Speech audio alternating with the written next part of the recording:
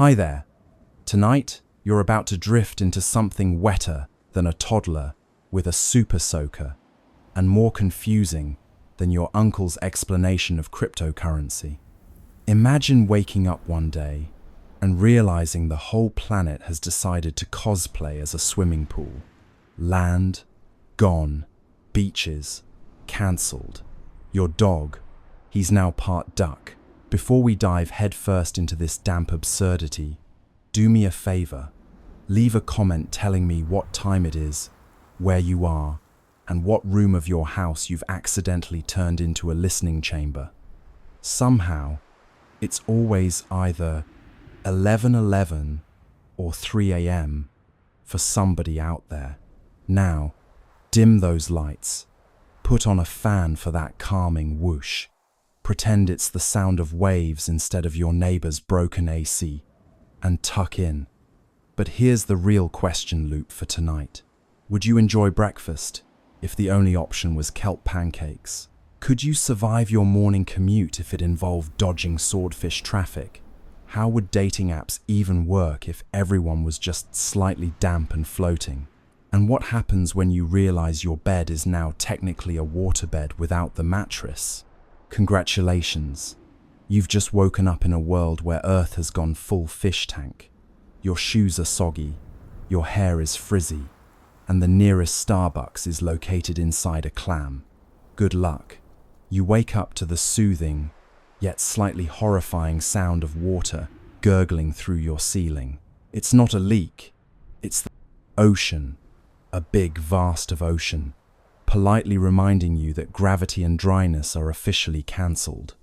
You stretch, yawn, and immediately regret opening your mouth because the air now tastes faintly like low-sodium soup. Breakfast in bed? More like breakfast in brine. The slosh is your alarm, your reminder that in this new watery earth, mornings begin not with sunlight slipping through curtains, but with waves nudging against the walls, like curious neighbors who don't know the meaning of boundaries. You, float image of Earth floating in water beneath it, slightly above the mattress, realizing beds have become glorified pool loungers. Sheets cling to you like seaweed at a beach nobody invited you to. Your first thought is not coffee, it's survival, but survival with a hint of comedy, because what else can you do except laugh when your shampoo is now a full-time fish pond? And then, like dream fragments or strange haikus, your mind begins to assemble the world in rhymes, as though the ocean itself is narrating your day. The funny thing is, you still check your phone, holding it in a waterproof case that claims to be certified for scuba selfies. Notifications bob to the surface like lazy jellyfish. A text from your boss asks why you're late to the meeting. You're tempted to reply with, "Sorry, traffic jam at the coral reef." Coffee, however, is non-negotiable. You glide toward the kitchen, or what used to be the kitchen, now resembling an aquarium exhibit sponsored by IKEA. The coffee pot is a relic, perched on the counter, half filled with salt water and ambition. You wonder whether Starbucks has pivoted to deep roast, brewed at 200 fathoms. You laugh quietly, because the bubbles that escape your lips sound like a cartoon character, gargling. You grab a floating mug, imagining how absurd the world has become. Dishwashers are obsolete, but fish appreciate the glassware. Toast is impossible, unless you count soggy bread slices that look like archaeological artifacts dug out of soup. You think about cereal, but it's already swimming away. Still, there's beauty in it, an accidental grace in watching breakfast items behave like migrating animals. An egg cartwheels lazily, each shell reflecting sunlight refracted through water like stained glass. Somewhere, a goldfish flicks its tail as if to say, "Welcome to the neighborhood, land dweller." You shuffle, or rather paddle, toward the window. Outside, The world is unrecognizable yet oddly serene. Buildings sway slightly as though sighing under the pressure. Streetlights flicker with the laziness of sea anemones. A school of clownfish darts past, mocking your sense of punctuality. You consider waving, but you already feel like a permanent extra in Finding Nemo, the office edition. In another life, you might complain about traffic. Now you complain about currents. Your commute has become a matter of negotiating tides instead of stoplights. You picture underwater crosswalks where seahorses hold up tiny walk signs. Someone out there is inventing submarine scooters, and you're both jealous and suspicious of their insurance premiums. You finally sip something warm, coffee brewed awkwardly, weak but defiant. It tastes like hope filtered through kelp. The caffeine kicks in, and you feel ready to face another day of aquatic absurdity. Ready, that is, until you hear the unmistakable thump of your upstairs neighbor's furniture scraping across the ceiling. Then you remember, upstairs is now the ocean, and the sound is not furniture at all. It's probably a curious whale investigating real estate. You sigh, not with fear, but with the weary amusement of someone who knows absurdity has officially won. Mornings are no longer about snooze buttons, they're about survival with a splash of comedy. And as you float back toward your bed, coffee mug in hand, you can't help but chuckle. Because on this waterlogged earth, even the alarm clock wears flippers. The place itself has atmosphere, literally. The ceiling drips rhythmically, adding percussion to the ambient gurgle of water. Chairs bob like buoys, making every patron look as though they're politely bouncing in time to invisible elevator music. The scent of brine and roasted algae fills the air, and while it's not pleasant, it does remind you of coastal vacations, minus the sandcastles and plus the existential dread. You notice your fellow diners. To your left, a jellyfish delicately twirls strands of plankton noodles. Across the room, a turtle sips from a smoothie that looks suspiciously like blended coral reef. And in the corner, a human co-worker floats with resignation, trying to butter a piece of bread that immediately disintegrates into a sad breadcrumb cloud. You make eye contact, exchange a knowing nod. Breakfast is no longer a joy. It's an endurance sport. But there's comedy in this too. Remember brunch? The ritual of avocado toast and overpriced mimosas? Now, brunch comes with barnacles. You imagine Instagram influencers trying to photograph their plates underwater, phones sealed in plastic bags, captions reading, brunch goals, number seafoodie. The likes would pour in, mostly from confused squid. Even in this absurd reality, breakfast still has its rules. The early bird here is a literal bird, an albatross who swoops through the cafe, stealing seaweed wraps straight off plates. No one complains. It's part of the ambiance, like pigeons in city parks, except these pigeons have 7-foot wingspans and the confidence of seasoned thieves. You try again with your pancakes. This time, you add syrup, which spreads instantly, dissolving into the ocean around you. A passing shrimp immediately tastes it and gives you a thumbs up with its tiny claw. You didn't think shrimp had thumbs, but you let it slide. It's too early in the day to argue with marine biology. Halfway through your meal, you realize cutlery isn't the only casualty. Napkins no longer work. They dissolve faster than the pancakes. Salt shakers? Irrelevant. Everything already tastes like salt. Even pepper has given up, floating to the surface in small clouds like smoke signals from an exhausted spice trade. And yet, you eat, because tradition matters. Humans cling to rituals, even soggy ones. Outside the cafe window, a school of sardines performs synchronized swimming routines. forming shapes that resemble motivational quotes. One looks like eat, another like survive. You wonder if they're mocking you. Probably. Sardines always struck you as smug. And as you sip the last of your coffee soup hybrid, you admit something to yourself. It's not good, but it's not entirely bad either. There's comfort in knowing the world still offers you a plate, a mug, and a moment to sit before chaos resumes. Breakfast, even at the bottom of the sea, is still breakfast.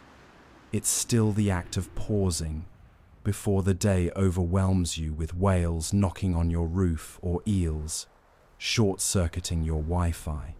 So, you push the plate away, thank the crab with exaggerated politeness, and float toward the door.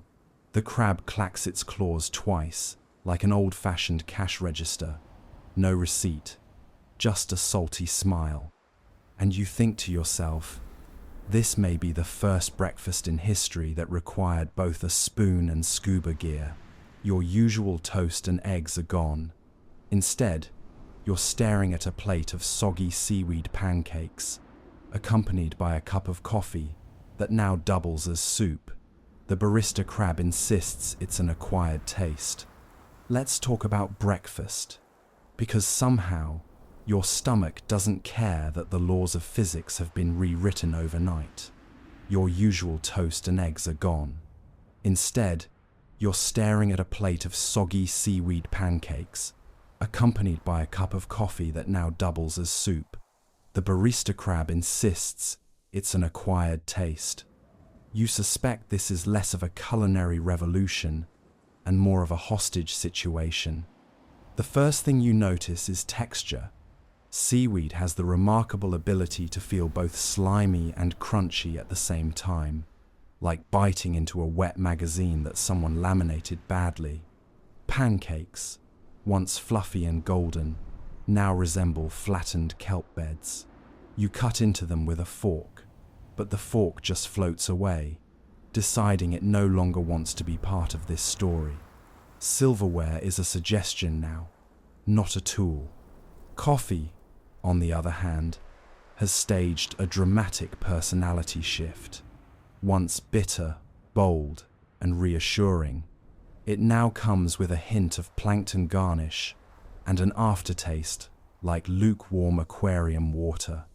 You lift the mug, watching bubbles rise as though your drink is alive. The crab barista waves its claw as if to say, "Drink up, human. This is artisanal."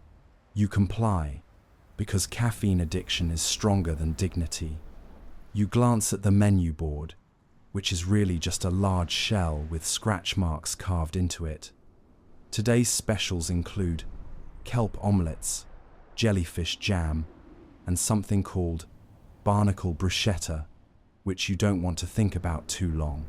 Somewhere in the corner, a lobster polishes glasses, even though no one is ordering cocktails at 8 a.m.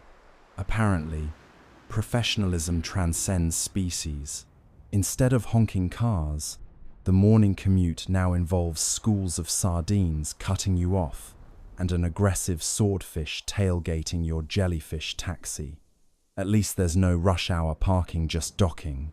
Let's move on to the next daily ritual, getting dressed. Clothes don't dry anymore, so fashion has adapted. Think flowing kelp skirts, clamshell bras, and pants that inflate slightly so you don't sink during meetings. Dry cleaning?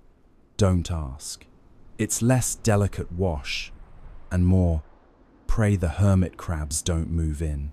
The act of dressing has become an underwater performance art. You open your closet, and instead of neatly folded sweaters, you find a coral reef of fabrics, swaying like sea anemones. Socks drift upward in slow motion, pairing themselves only by accident. A tie slithers past your face, looking offended that you never learned the Windsor knot. You chase it, only to discover ties now double as camouflage for eels. Congratulations, you've just accessorized with a predator. Shirts have transformed into flowing tunics, designed to ripple gracefully with the currents. Buttons are obsolete because buttonholes don't care for seawater. They gape and stretch like tired mouths. Instead, you fasten your top with strands of kelp that, annoyingly, are still alive. They pulse faintly against your chest, reminding you that your outfit is essentially photosynthesizing. It's sustainable fashion in the most literal, plant-based sense. Pants? Entirely rebranded. Traditional trousers are useless in water, unless your goal is to impersonate a parachute. Designers have responded with inflatable float pants that puff gently, keeping you at eye level during board meetings, instead of sinking under the conference table. They squeak when you move, a constant reminder that dignity is a land-based concept. Shoes have become more like aquariums for your feet. Transparent boots filled with microcurrents keep your toes warm, but occasionally small shrimp wander in. The fashion magazines insist this is chic. Shrimp are the new sequins. You accept this because arguing with fashion magazines has never been productive, especially when the editor-in-chief is now an octopus, wearing 8 pairs of designer gloves. Accessories, of course, have gone fully surreal. Hats double as personal air bubbles for moments when you need to answer emails without gurgling. Scarves shimmer with embedded fish scales, reflecting sunlight like disco balls. Belts? They're elasticized sea snakes. Functional, stylish, and slightly venomous if you make the mistake of tightening them too quickly.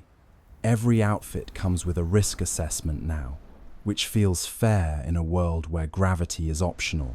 And then there's the business attire. Imagine entering a staff meeting where everyone is bobbing gently in their seats, kelp skirts drifting elegantly, inflatable pants squeaking like rubber duck orchestras. The CEO, who insists on gravitas, now wears a trench coat woven from manta ray leather, its edges flaring like bat wings. Power dressing has never looked more ridiculous. Every time they gesture, bubbles escape their sleeves, punctuating the speech like aquatic exclamation points. Casual wear has its own flavor of absurdity. Hoodies with sea cucumber lining, t-shirts that release tiny bursts of air, so you look like a human champagne glass. Yoga pants infused with coral dust for extra grounding, though grounding is ironic in a world where nobody touches the ground anymore. You slip into your own outfit, something functional, yet ridiculous enough to pass as normal. A kelp tunic, float pants, and a belt that might be hissing softly. Perfect. Laundry, naturally, has been reimagined. Dry cleaning is a fantasy. Instead, everyone relies on reef service. You hand your garments to a colony of cleaner shrimp who nibble off the grime with professional efficiency. They don't provide hangers, but they do return your shirt with a faint, fishy aroma and the smug sense that you owe them a tip. Laundry day is now less about detergent and more about symbiotic partnerships. But perhaps the strangest change is in fashion etiquette. Complimenting someone on their outfit now means acknowledging how gracefully their kelp sways or how their clamshell bra hasn't snapped under pressure. Weddings are aquatic runway shows, where dresses trail like jellyfish tendrils. Funerals, everyone wears muted algae greens, standing solemnly while bubbles rise in unison. You don't just wear clothes anymore, you inhabit ecosystems. Yet, despite the absurdity, you find a strange kind of beauty in it. The way fabrics move with the water, shimmering like liquid light. The way accessories double as survival gear. The way style adapts, as it always has, to circumstances no one asked for. Even in a drowned world, humans, or whatever we've become, still care about looking good, still care about identity, about flair. about the silent declaration, "This is me, even in the tide." So you zip your float pants, tie your living kelp belt, and adjust the shrimp-filled boots. You look in the mirror, which now ripples constantly, and tell yourself, yes, this is fashion. And somewhere in the corner of your closet, a crab slow claps with its claws. Not approval, just sarcasm. Your boss now floats behind a coral desk, holding performance reviews while occasionally swallowing plankton. The company fridge is filled entirely with krill, and the printer has been replaced with an octopus. And now, let's swim on to work, because even at the bottom of the sea, capitalism refuses to call it quits. Your boss now floats behind a coral desk, holding performance reviews while occasionally swallowing plankton. The company fridge is filled entirely with krill, and the printer has been replaced with an octopus. The office looks almost the same as it did on land if you squint through the haze of bubbles and pretend the potted plants aren't replaced by sea fans. Cubicles are no longer neat squares, but drift net partitions swaying gently in the current. Your desk chair rocks back and forth like a carnival ride, which might sound fun until you realize motion sickness is now a line item on your sick leave form. The hum of fluorescent lights has been replaced by the groan of shifting water pipes, punctuated by the occasional whale song that filters in through the walls. Your boss, floating regally behind their coral desk, adjusts their kelp tie with the dignity of someone who still believes business casual means something in an ocean.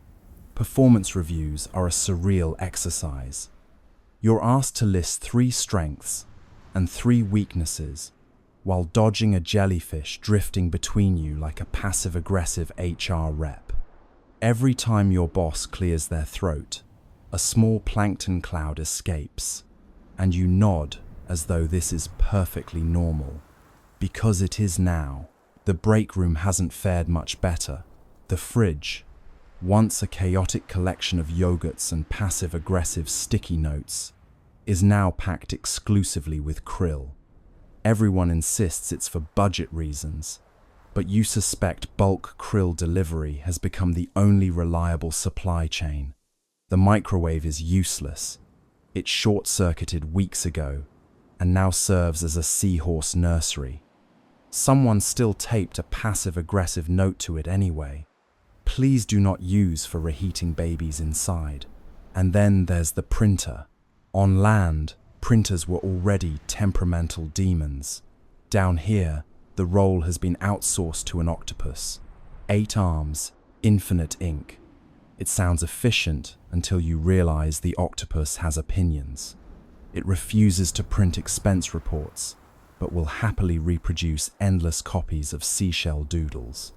You stand there pleading, offering it paperclips like sacrifices, while it stares at you with the calm, infinite patience of a creature that knows it could strangle you and still be promoted. Meetings have only grown more ridiculous. Everyone floats around a table fashioned from a giant clamshell, papers drifting in lazy spirals no one bothers to collect.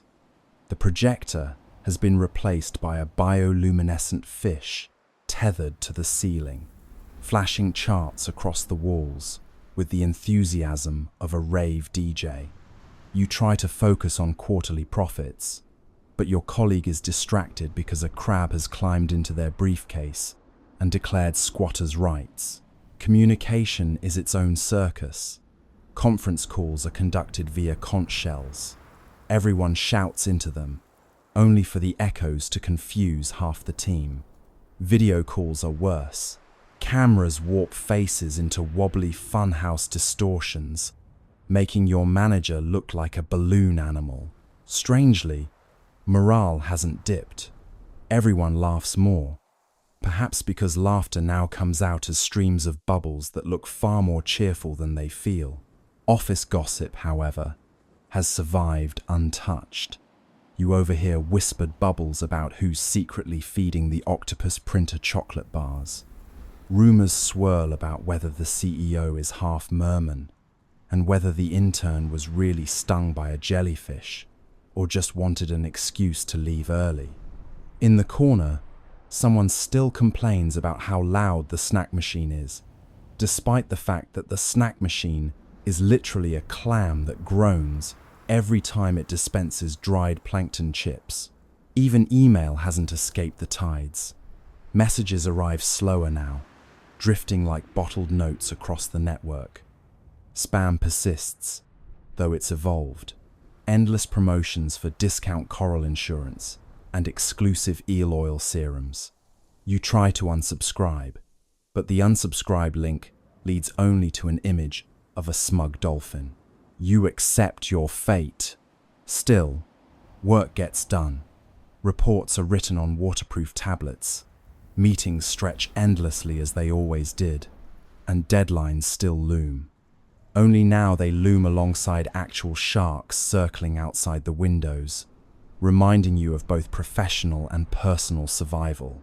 And in a strange way, you've adapted. The absurd has become ordinary. You no longer flinch when a stingray glides over the photocopier. You don't even blink when your boss signs off emails with, "Stay buoyant." At the end of the day, as you pack up your files into a waterproof bag, you realize office life hasn't really changed. It's just wetter. The same endless memos, the same strained small talk, the same performance reviews that pretend weaknesses are opportunities. Only now, you do it all while dodging jellyfish and bribing an octopus for toner. And somehow, that feels right. Because deep down, you've always known corporate life was drowning you long before the ocean ever showed up. Every dish is soup now. Soup with seaweed, soup with shrimp, soup with yesterday's soup. Even your sandwich is a soup between two wetter soups. By the time lunch rolls around, you've already adjusted to sloshy mornings, soggy breakfasts, and squeaky float pants at the office. But nothing can quite prepare you for the monotony of underwater dining. Every dish is soup now. Soup with seaweed, soup with shrimp, soup with yesterday's soup. Even your sandwich is a soup between two wetter soups. You hover in the office cafeteria, tray drifting in front of you like a reluctant pet stingray. The menu is, unsurprisingly, variations on broth, seaweed chowder, fishbone bisque, fusion soup, which you suspect is just two failed soups combined and rebranded. The chefs have leaned into it, insisting soup is the most democratic of meals. They claim it brings people together. You're not convinced. Soup mostly brings bubbles.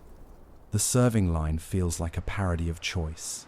Instead of deciding between burgers or salads, you're deciding between green soup or brown soup.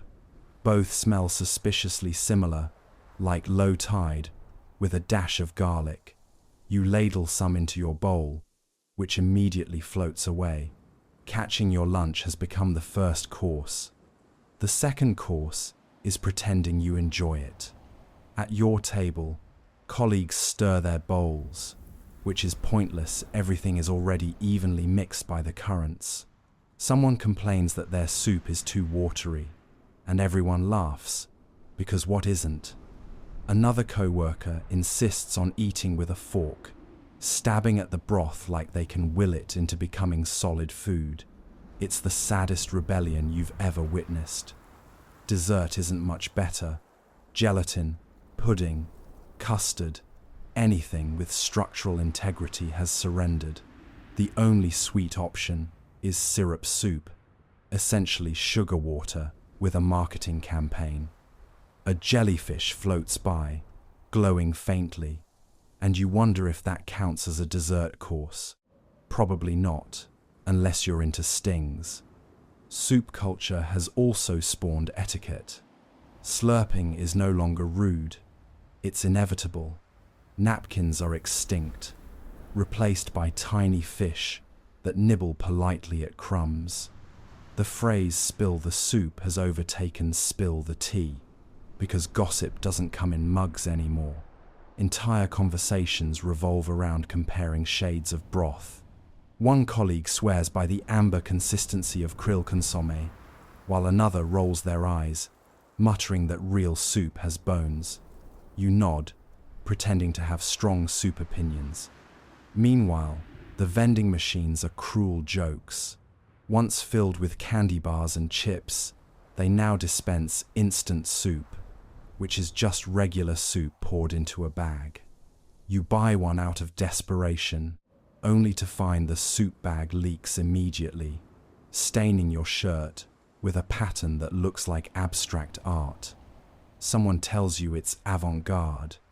You tell them it's laundry day. Still, there's something almost poetic about it. Soup is everywhere. Soup is everything. The cafeteria hums with the sound of spoons clinking against bowls, though really, the spoons are decorative. Soup is egalitarian in the sense that no one enjoys it, but everyone must endure it. Even your boss floats by, sipping solemnly, a single noodle trailing from their lip like a misplaced mustache. No one mentions it. In soup culture, we don't talk about the noodle. The monotony wears on you. You dream of sandwiches, tacos, fried chicken things with crunch. But crunch is a relic, a fossil of the dry world. Crunch has gone extinct, along with toast and potato chips. In its place, slurp reigns supreme, a universe of flavors diluted into endless broth. You sigh into your bowl, and your sigh becomes part of the soup. Somehow, that feels symbolic. Then comes the experimental course, meta soup, a dish described as soup, made from soup, about soup. You're not sure whether to eat it or submit it as a thesis. You take a spoonful anyway. It tastes like déjà vu. Your co-worker swears it tastes like next Tuesday. Another insists it's just water. You all shrug and eat in silence, defeated by recursion. Eventually, you push your bowl aside. It drifts gently toward a waiting crab, who finishes it without thanks. Lunch is over, not because you're full, but because you can't take another mouthful of irony. Soup has become more than food, it's a lifestyle.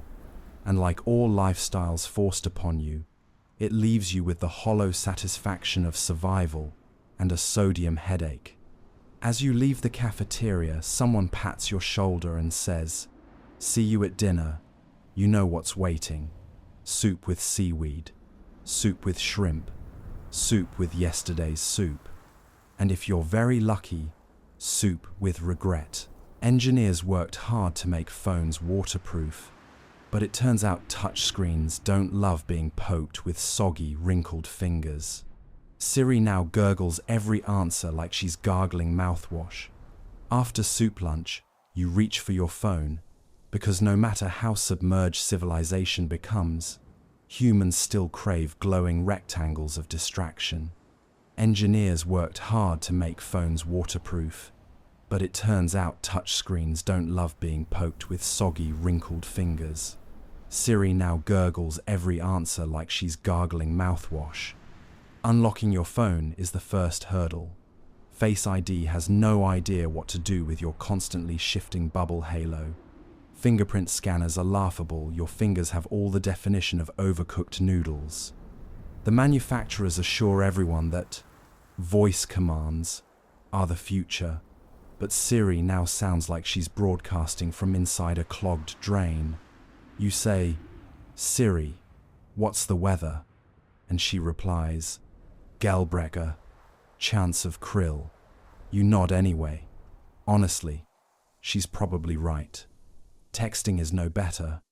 Autocorrect was already a menace. Now it's a menace on stilts.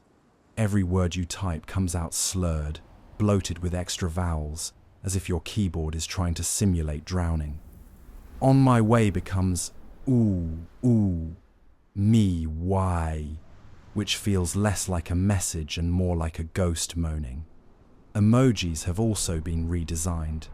There's now a floating sandwich, emoji useless, given soup culture, and a shrimp giving thumbs up, which you find uncomfortably accurate. Social media has drowned but refuses to die. Instagram influencers pose in their bubble helmets, hashtagging number underwater aesthetic. TikToks feature synchronized swimming routines with bioluminescent fish. Twitter, or whatever it's calling itself this week, has been reduced to whale songs transcribed in all caps. And yet, people still argue in the comments, as if seawater hasn't erased the meaning of thread. You scroll anyway, because doom scrolling is eternal. The hardware is technically impressive. Your phone has survived being dropped from a jellyfish, wedged inside a coral crevice, and briefly stolen by a curious octopus. Yet the screen remains fragile in the dumbest ways. A single sea urchin's spine brushing against it leaves a crack like a spider web. The warranty claims to cover water damage, but when you bring it in, the shop clerk, a grouchy moray eel in a branded polo shirt, shrugs and says, "Sorry, not salt water." You leave, furious, and immediately trip over a starfish. Chargers are worse. Outlets spark like angry fireflies whenever someone plugs in, and extension cords trail through the office like electric eels waiting to sue. Wireless charging technically works, but only if you balance your phone on the shell of a turtle that refuses to stop moving. Half your battery drains while chasing the turtle. The other half drains because your group chat can't stop debating whether soup counts as a beverage.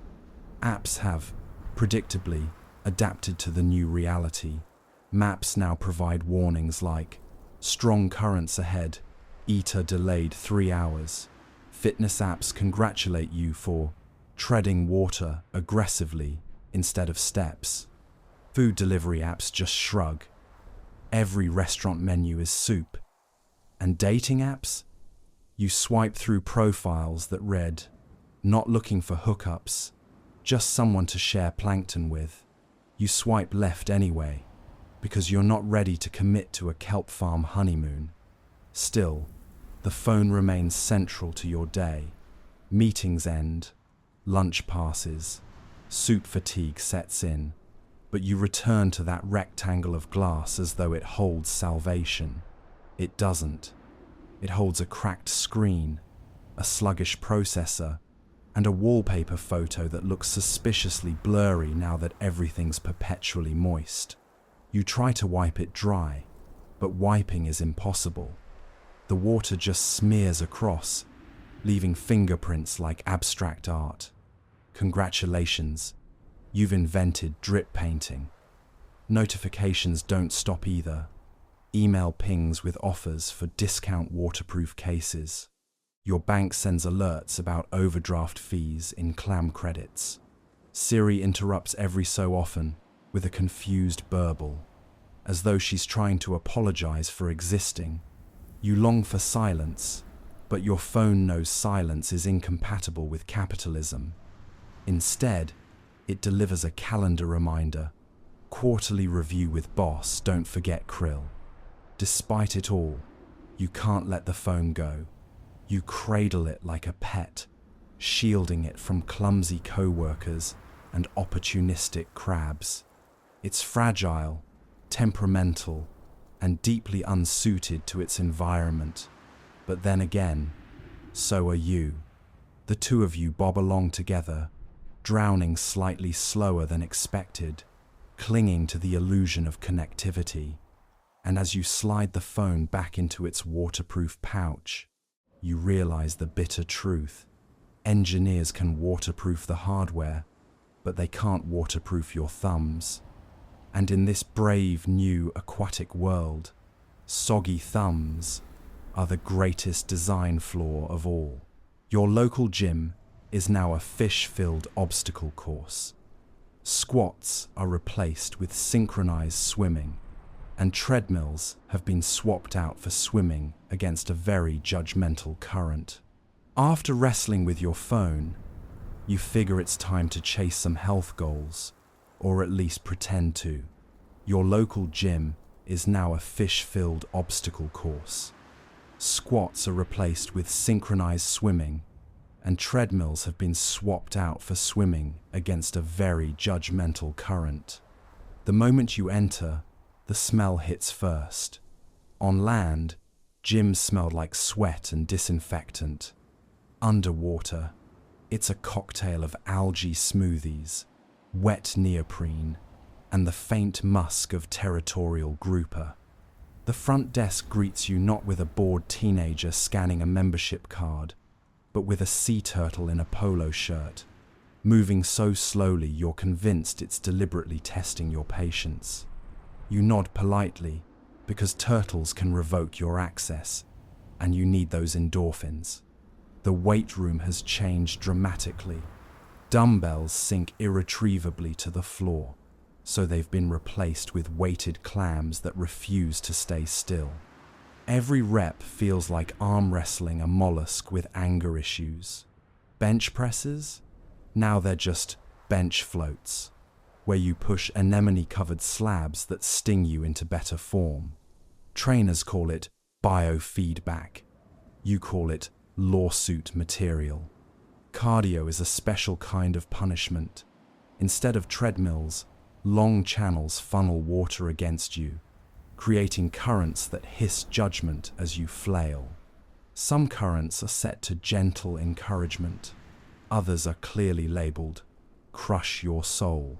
You choose the medium setting and are immediately overtaken by a grandmotherly manatee doing laps with serene grace.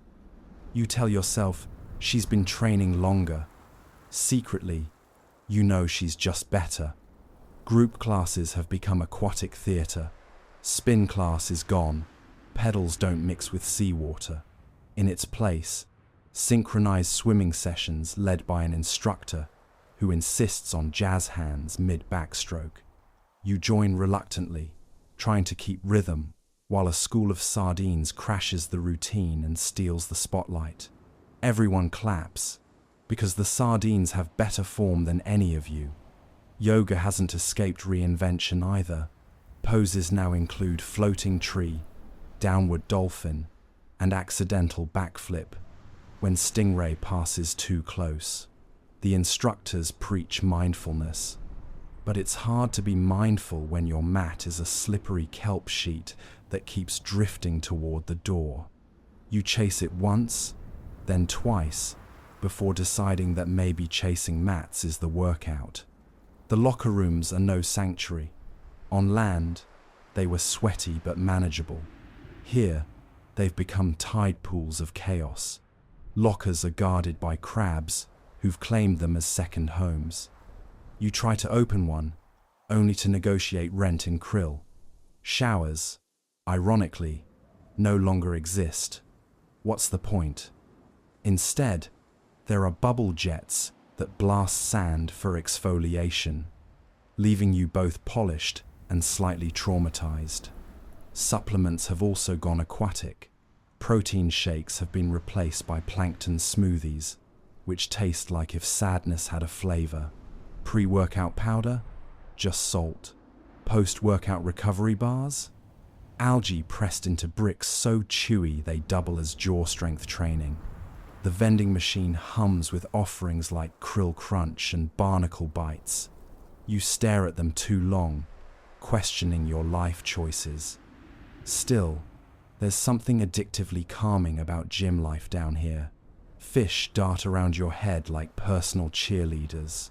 The water cushions every flop, every graceless twist of your limbs. Fail a pull-up, you just float there, pretending it was intentional. Drop a weight, it sinks away, out of sight, out of mind. Even your wheezing breath escapes as a stream of polite bubbles, making exhaustion look like decoration. Then comes the competitive side. Aquatic CrossFit has taken over, complete with obstacle courses of coral walls, rope climbs tangled with seaweed, and burpee contests judged by unimpressed dolphins. The scoreboard glows faintly in bioluminescent ink, reminding you that someone named Gary the Grouper holds all the records. You vow to dethrone him, then immediately pull a muscle trying to outswim a jellyfish. At last, after too many laps and too much algae protein, you stagger, or rather, bob toward the exit. Your muscles ache in unfamiliar ways. Your float pants squeak louder than usual. And yet, you feel strangely accomplished. Maybe you didn't master synchronized swimming. Maybe you'll never catch up to that smug manatee. But you showed up. You flailed. You survived. And in underwater gym culture, that counts as a personal best. As you leave, the turtle at the desk waves slowly, as though to say, "Come back tomorrow. The current will still be waiting." It always is. Romance is complicated when everyone's hair is perpetually damp and smelling vaguely of tuna. Your dating app now lists favorite coral reef as the most important compatibility factor. You thought soup culture was hard. You thought underwater gyms were humbling. But nothing tests your resolve quite like romance in this aquatic age. Romance is complicated when everyone's hair is perpetually damp and smelling vaguely of tuna. Your dating app now lists favorite coral reef as the most important compatibility factor. You open the app out of curiosity, telling yourself you're just browsing. The first profile greets you with a selfie taken in front of a kelp forest, complete with a caption, "No drama, just dolphins." The next person brags about their personal bubble stream as though it's a status symbol. You swipe right cautiously, only to be matched instantly, which feels suspicious. The conversation begins, as all do, with, "Hey, what's your reef?" Compatibility hinges on whether you prefer coral that's neon pink or subtle lavender. Love, apparently, has become color coordinated. Dates themselves are stranger still. On land, you'd meet for coffee or dinner. Down here, it's seaweed lattes and plankton tapas. You try to sip a kelp cappuccino while maintaining eye contact, only for a passing grouper to photobomb the moment. Your date laughs, and bubbles stream from their nose, floating upward like punctuation marks. You laugh too, but your bubbles are smaller, less confident, and you wonder if bubble size has secretly become a metric of attractiveness. Compliments are tricky. Your hair looks great, feels hollow when it's permanently plastered to their forehead. You smell nice is impossible, because everyone smells like brine. Instead, you learn new lines. Your scales catch the light beautifully, even if they don't have scales. The way you dodged that jellyfish was elegant. Romance survives, but it swims awkwardly, in circles. Then comes the physical part. Hand-holding underwater is like gripping a damp sponge, slippery and unsatisfying. Hugs are buoyant collisions that leave you drifting in opposite directions. Kisses? A logistical nightmare. Lips barely meet before the ocean steals the moment with saltwater interference. Someone inevitably swallows a bubble and coughs. You pretend it was cute. It wasn't. Still, people try. Candlelit dinners are impossible, but bioluminescent algae has stepped in, glowing softly across tables while you slurp soup, number 78 of your life. Flowers are replaced by bouquets of kelp, which immediately start attracting seahorses. Jewelry corrodes. Love letters are scribbled on waterproof slates, then smudged when someone forgets to dry them first. Grand gestures include building a sandcastle and declaring it a shared mortgage. The app doesn't help much. Matches disappear when currents shift. literally drifting out of your proximity radius. Ghosting is now called current swept, and everyone pretends it hurts less, though it doesn't. Catfishing has taken on terrifying new meaning. You show up to meet someone, only to discover they are, in fact, a very literal grouper with excellent grammar. You go home anyway, telling yourself it's not a total loss. The grouper was a good listener. Friends give advice, though none of it's helpful. Just be yourself means very little when yourself is damp and cranky from constant soup. Play hard to get is risky. What if the current actually carries you away? Don't settle is ironic in a world where everyone has already settled for kelp beds, krill snacks, and the sound of whale song in place of music. Despite the awkwardness, love stories still bloom. You see couples drifting together at the coral cinema, holding fins or hands, or whatever counts, as schools of fish provide the background visuals. You overhear whispered promises in tide pools. You even notice your boss occasionally sneaking off with the HR manager, returning with suspicious plankton stuck in their teeth. Life finds a way, even if that way involves smelling faintly like sardines. And who knows, maybe you'll find it too. Maybe one day you'll meet someone whose favorite reef matches yours, whose bubbles rise at the same pace, whose seaweed cappuccino order mirrors your own. You'll laugh about the tuna-scented hair, the slippery hand-holding, the endless soup dates. You'll build a sandcastle together and call it home. Until then, you close the app, sigh into the water, and remind yourself, love was always confusing. It's just wetter now. Children love splashing, but try disciplining a kid when they float away mid-lecture. Timeout corners don't exist anymore, just timeout bubbles. Dating may be difficult underwater, but parenting is a whole different ocean. Children love splashing, but try disciplining a kid when they float away mid-lecture. Timeout corners don't exist anymore, just timeout bubbles. You never realized how much parenting relied on gravity until gravity became optional. On land, you could plant your child firmly in a chair and deliver a stern speech about responsibility. Now, as soon as you begin *young shrimp, we need to talk about your behavior. They bob upward, twirling away like a rogue balloon at a birthday party. You give chase, which ruins the entire lecture's authority. It's hard to sound serious when you're yelling at someone while dodging jellyfish. Socks, once a staple of childhood laundry, are mythical artifacts. Kids used to lose them behind couches or in dryers. Now they vanish instantly, swallowed by currents or snatched by opportunistic crabs. You've stopped buying socks altogether, but children still demand them, mostly for the thrill of losing them again. You sigh, handing over the last pair of rainbow-striped, limited edition float socks, knowing they'll be gone before bedtime. Toys are both blessing and curse. Plastic bricks scatter across the seafloor. Stepping on them hurts even more. Underwater, somehow physics got crueler. Dolls' hair never dries, tangling into seaweed dreadlocks that look like avant-garde fashion.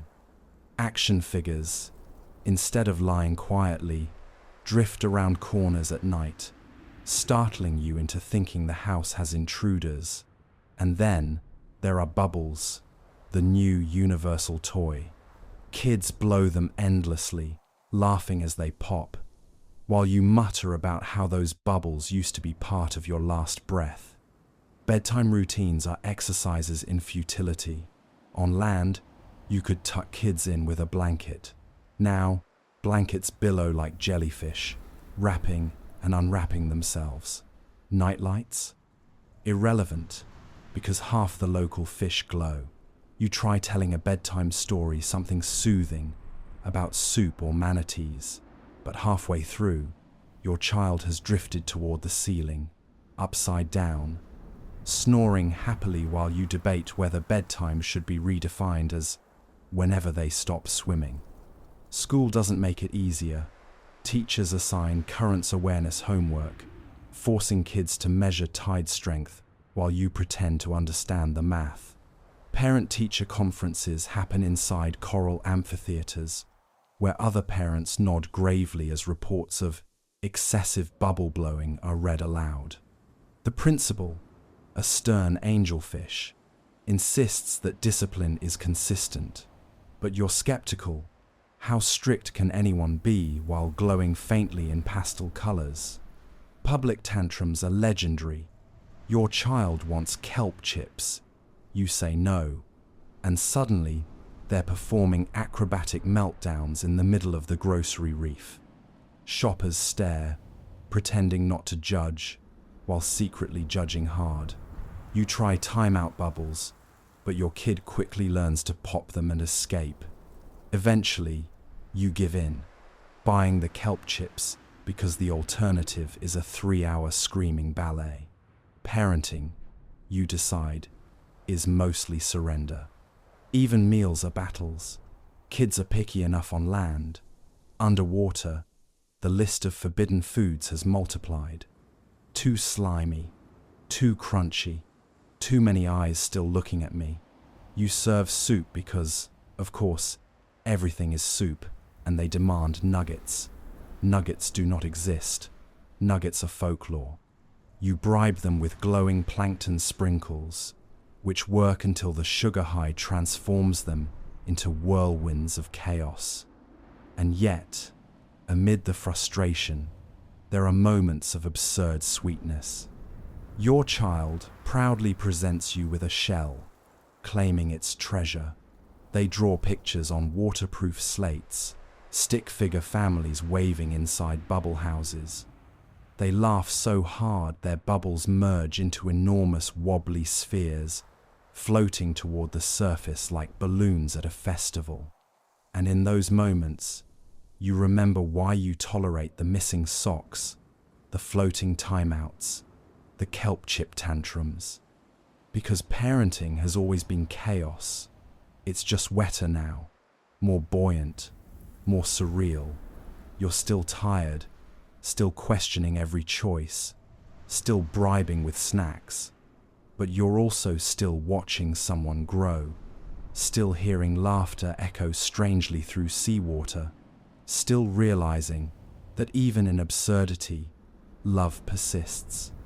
And as your child finally drifts off in their bubble bed, you notice the socks are gone again. Of course they are. Somewhere, a crab is wearing them proudly. You sigh, smile, and decide it's not worth chasing this time. Territory. The menu is always soup, flavored with today's catch. Peanut allergies are no longer an issue. Now, the problem is squid, ink stains. Then there's gym. Forget dodgeball. Gym class is endurance swimming, synchronized bubble blowing, and, of course, the dreaded don't get eaten by the barracuda unit. A lean, smug barracuda stalks the class as students paddle frantically. The survivors are graded on speed, but also style. If you scream creatively while fleeing, that's extra credit. Parents pretend this is barbaric, but secretly enjoy the energy their kids burn off. Discipline is as flimsy as sea foam. Detention happens inside bubble pods, where students sulk until the air runs thin. Cheating is rampant. Bioluminescent jellyfish don't password protect their displays. Teachers confiscate contraband items like cheating clams that whisper multiplication tables, or smuggling shrimp that carry notes between classes. Still, kids outwit them constantly. Education has always been a battle of wills. Water just makes it soggier. Parent-teacher conferences are surreal affairs. You sit in a kelp-woven chair across from an exhausted angelfish in a tie. who explains that your child shows promise in bubble rhetoric, but needs improvement in predator evasion. You nod seriously, though you're not sure how to tutor someone in not being delicious. You promise to practice at home, which mostly involves chasing your kid around with a spatula. Despite the chaos, you marvel at how children adapt. They memorize whale songs as naturally as nursery rhymes. They treat jellyfish projectors as boringly normal, like land kids once treated overhead slides. They dodge barracudas with an elegance that would shame Olympic athletes. Education, for all its absurdity, is working. Your kid is learning, even if what they're learning is mostly stay alive, stay buoyant, and maybe someday run a kelp-based startup. As the school day ends, a bell made of conch shells echoes through the reef, releasing a swarm of children into the currents. You watch them scatter like fish, bright and loud, chasing futures that don't need dry socks or paper or pencils. And you realize that maybe education has always been less about tools and more about teaching kids how to swim through the unknown. Still, you sigh as your kid drifts toward you, soup dripping down their chin, socks already missing. School may have changed. Children haven't. Education has gone fully aquatic.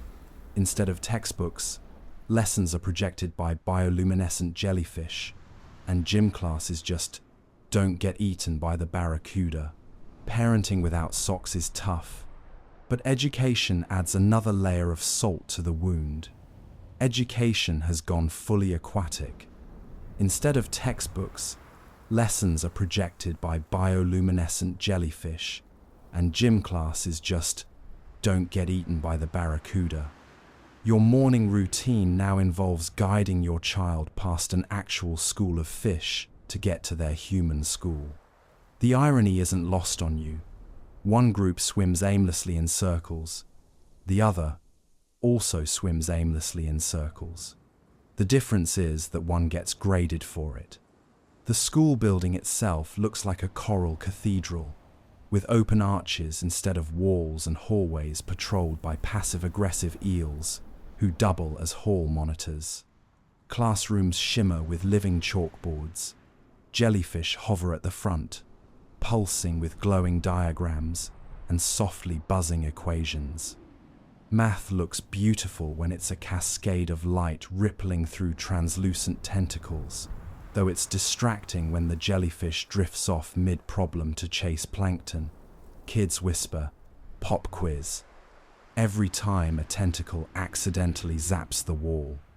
Reading is complicated underwater. Paper disintegrates, so stories are etched onto waterproof slates or delivered orally by whales with impeccable dramatic timing. The library is a hushed cave where anglerfish provide individual reading lamps. Students cluster beneath the glowing lures, squinting at passages of kelp script, while sharks glide past, pretending they don't want to snack on the book club. Science class, at least, feels authentic. Experiments include salinity, taste tests, disgusting, but educational, and plankton dissections, slippery, but manageable. Sometimes, teachers simply point outside, observe the ecosystem. Immediately, 3 students are distracted by a crab wrestling match, and one wanders off to chase a particularly charismatic squid. Attendance is flexible. Field trips are constant. Every tide pool is a laboratory. History has gotten slippery too. Ancient civilizations are reconstructed in sand dioramas that collapse halfway through the lecture. Kids doodle on the seafloor with shells, drawing mammoths and pyramids that dissolve with the current. The lesson? Nothing lasts, which, honestly, is solid pedagogy. Language arts now focus on bubble communication. Kids learn to blow sentences in Morse code-sized bubbles, each one rising toward the ceiling. Interpretation is tricky. A heartfelt essay can pop halfway through. A misplaced burp can change the meaning entirely. Teachers insist it builds resilience. Parents suspect it's just laziness. Lunch is the great equalizer. Cafeteria trays have been replaced with floating soup pods. Kids chase their meals around like clumsy seals, trying to catch lunch before it drifts into another student's. Soccer's cancelled. Football's a drowning hazard. The hottest sport now? Squidball, half rugby, half calamari fight, all chaos. After schools, you might think extracurriculars would calm things down. Wrong. Soccer's cancelled. Football's a drowning hazard. The hottest sport now? Squidball, half rugby, half calamari fight, all chaos. The first time you attend a match, you don't know whether to cheer, flinch, or order fried rings with lemon. The arena is a sunken stadium rimmed with coral bleachers, where anemones serve as accidental cushions. Spectators wave seaweed banners, their bubbles forming chants that float upward like soda fizz. Vendors swim through the crowd selling kelp nachos and krill dogs, yelling prices through conch shell megaphones. The atmosphere feels rowdy, festive, and faintly damp. The game itself begins with a ceremonial ink cloud released by the referee, a stern cuttlefish who insists on punctuality. Then, the squid are loosed. Each team gets one massive, mildly disgruntled squid that refuses to follow strategy. Players must wrangle, coax, or bribe it toward the goal, which is not so much a net as a gaping clamshell that opens and closes unpredictably. The result is part strategy, part slapstick, and entirely incomprehensible. Rules? Allegedly, they exist. Points are scored when the squid or any part of it lands inside the opposing clamshell.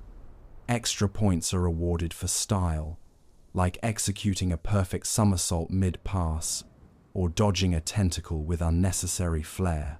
Penalties are less clear. One announcer claims biting is illegal. Another insists it's just spirited teamwork. By the third ink cloud timeout, you stop caring about the rules and start enjoying the spectacle.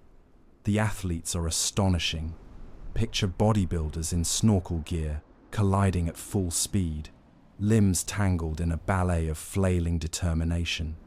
They wear kelp-padded helmets that drift dramatically, making them look like gladiators caught in a seaweed salad. Their stamina is superhuman, holding their breath for minutes, dodging suction cup hickeys, sprint swimming against currents. You wonder if training involves voluntary drowning or just lots of soup. The squid, meanwhile, remain the true stars.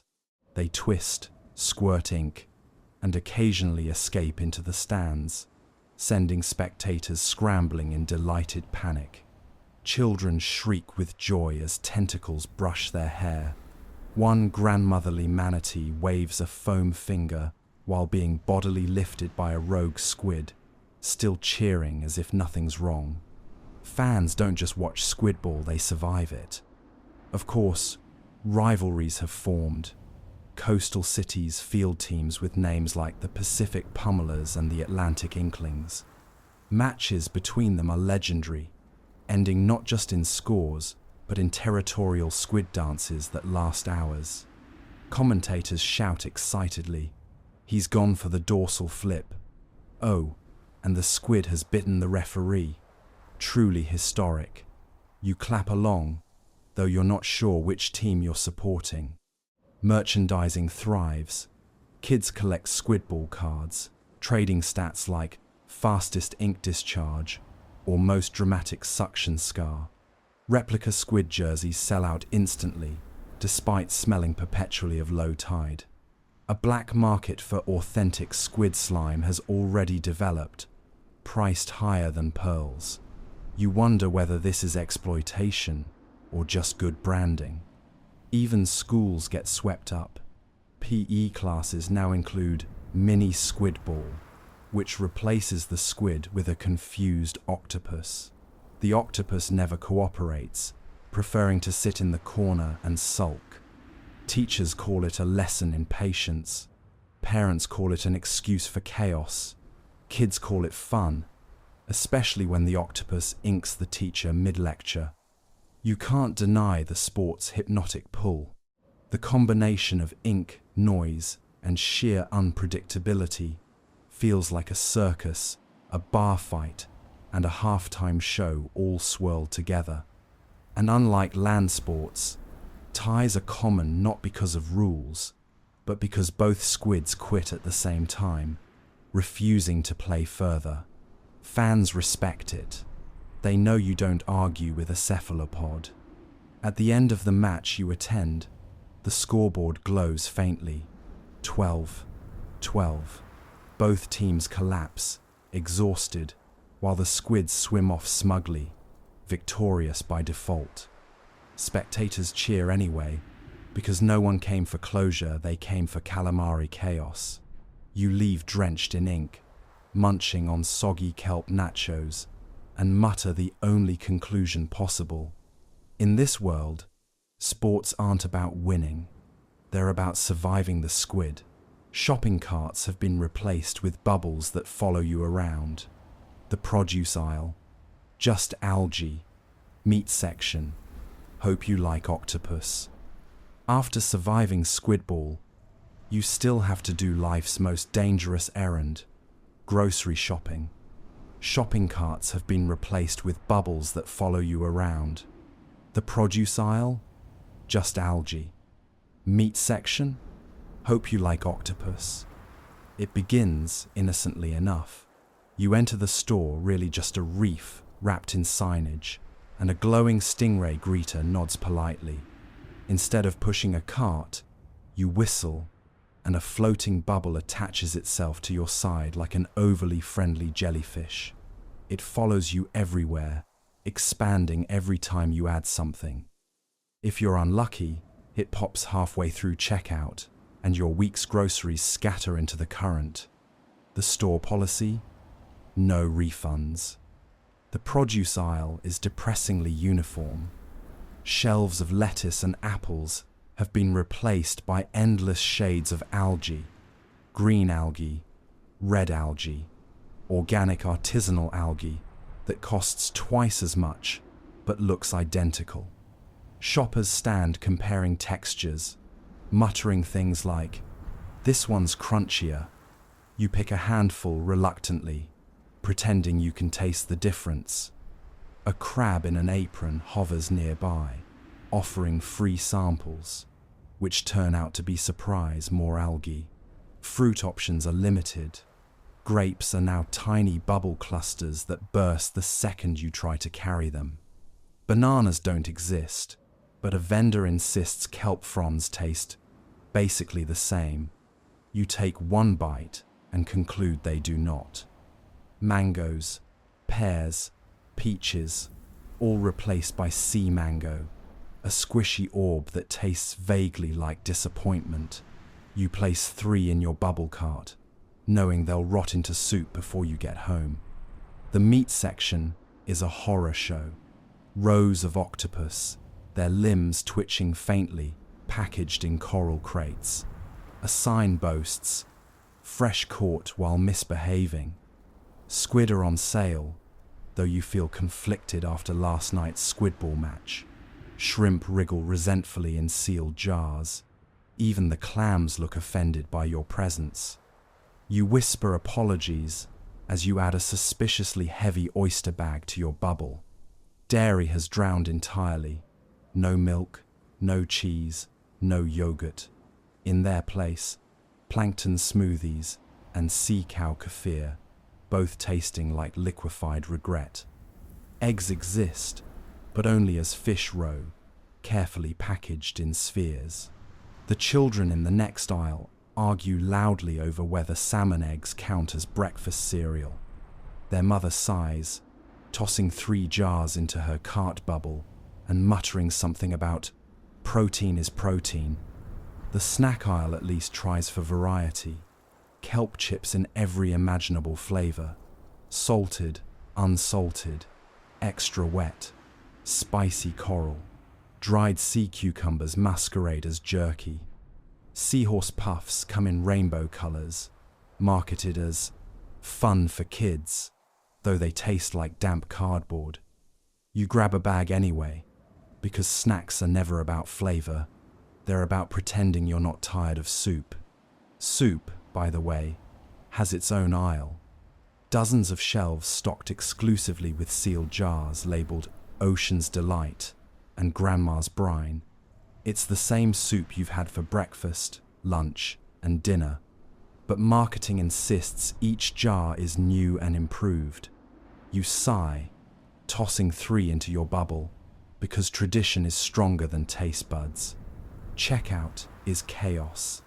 A line of customers drifts slowly forward, bubble carts swelling and wobbling. The cashier, a highly efficient octopus, scans items with 8 simultaneous beeps, glaring at anyone who tries to haggle. Payment options include pearls, shells, or simply bartering with favors like, "I'll babysit your crab later." You hand over pearls reluctantly, watching them vanish into a clam-shaped register. Leaving the store is a relief. Your bubble cart squeezes through the exit and bursts immediately, scattering algae and octopus across the street. Seagulls swoop down gleefully, even though you're underwater, and you realize evolution is laughing at you. You scoop what you can, stuff it into your bag, and swim home, muttering that next week you'll try delivery. But deep down, you know delivery is worse. The last time you ordered groceries online, a dolphin arrived 3 hours late, delivered half the wrong algae, and ate your kelp chips en route. You tipped anyway, because what are you going to do argue with a dolphin? So, the cycle continues. Shelves of shellfish, aisles of algae, bubble carts that betray you. Grocery shopping was never fun, but at least on land it didn't involve being judged by clams. Now it's just another reminder. In this world, survival means soup. Your local meteorologist still does the report, but it's always the same. Wet, with a chance of more wet. Hurricanes are just Mondays now. You've stocked up on algae and apologized to an octopus at the meat counter, but now it's time to check the forecast. Not because you expect variety, because habit dies harder than socks in this world. Your local meteorologist still does the report, but it's always the same. Wet, with a chance of more wet. Hurricanes are just Mondays now. The Weather Channel continues, stubbornly pretending it has relevance. You tune in and see your meteorologist floating behind a green screen. Well, technically a blue screen, because everything is blue now. They gesture grandly at maps, showing arrows, swirls, and colorful blobs. The graphics look impressive, but the translation is always identical. Water will continue to exist. Please plan accordingly. You sip your plankton smoothie, unimpressed. The 7-day forecast is a comedy routine. Monday, wet. Tuesday, slightly different wet. Wednesday, extremely wet. Thursday, shocking news still wet. Friday, probably soup. Saturday, a wetness advisory, as if you'd forgotten. Sunday, a cautious, partly moist, which feels like the network's attempt at suspense. You stare at the screen, realizing that meteorology has officially become theater. Hurricanes used to be seasonal disasters. Now, they're rebranded as everyday inconveniences. Category 4? Oh, must be Monday. Schools don't cancel classes anymore. They just schedule Barracuda Dodge drills. Insurance companies offer hurricane loyalty programs where you earn points every time your home is relocated 3 miles. East. The The forecast warns you about storms, but really, it's just code for commute will take longer, bring extra soup. The meteorologist keeps their dignity. Somehow, they still wear a crisp suit, even though the tie floats upward like a rebellious eel. They maintain a serious tone while announcing things like localized drizzle in the Atlantic quadrant, as if drizzle isn't literally everywhere. You admire their professionalism.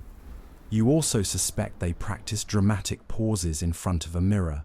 Tomorrow, expect wetness. Weather apps fare no better. You open yours and it pings repeatedly. Moisture detected. You dismiss the notification. 10 seconds later, update, still moist. Radar maps zoom endlessly, but every pixel is ocean blue. Widgets let you set alarms for extra wetness, which you disable immediately. Your phone insists on sending flood alerts every hour. You laugh bitterly. Everything is a flood now. Still, people cling to forecasts. Morning commuters squint at sea currents like they once checked traffic reports. Looks like a jellyfish swarm on the westbound lane. Better leave early. Surfers debate. Subtle shifts in wave direction, even though the whole world is one endless wave. Farmers, yes, there are still farmers. Stubborn algae cultivators pretend rainfall counts, measuring droplets as if the difference between wet and wetter will save their kelp crops. Then there are the weather enthusiasts. They meet in forums to argue passionately about microcurrents, salinity levels, and whether the humidity is at 100% or technically infinity.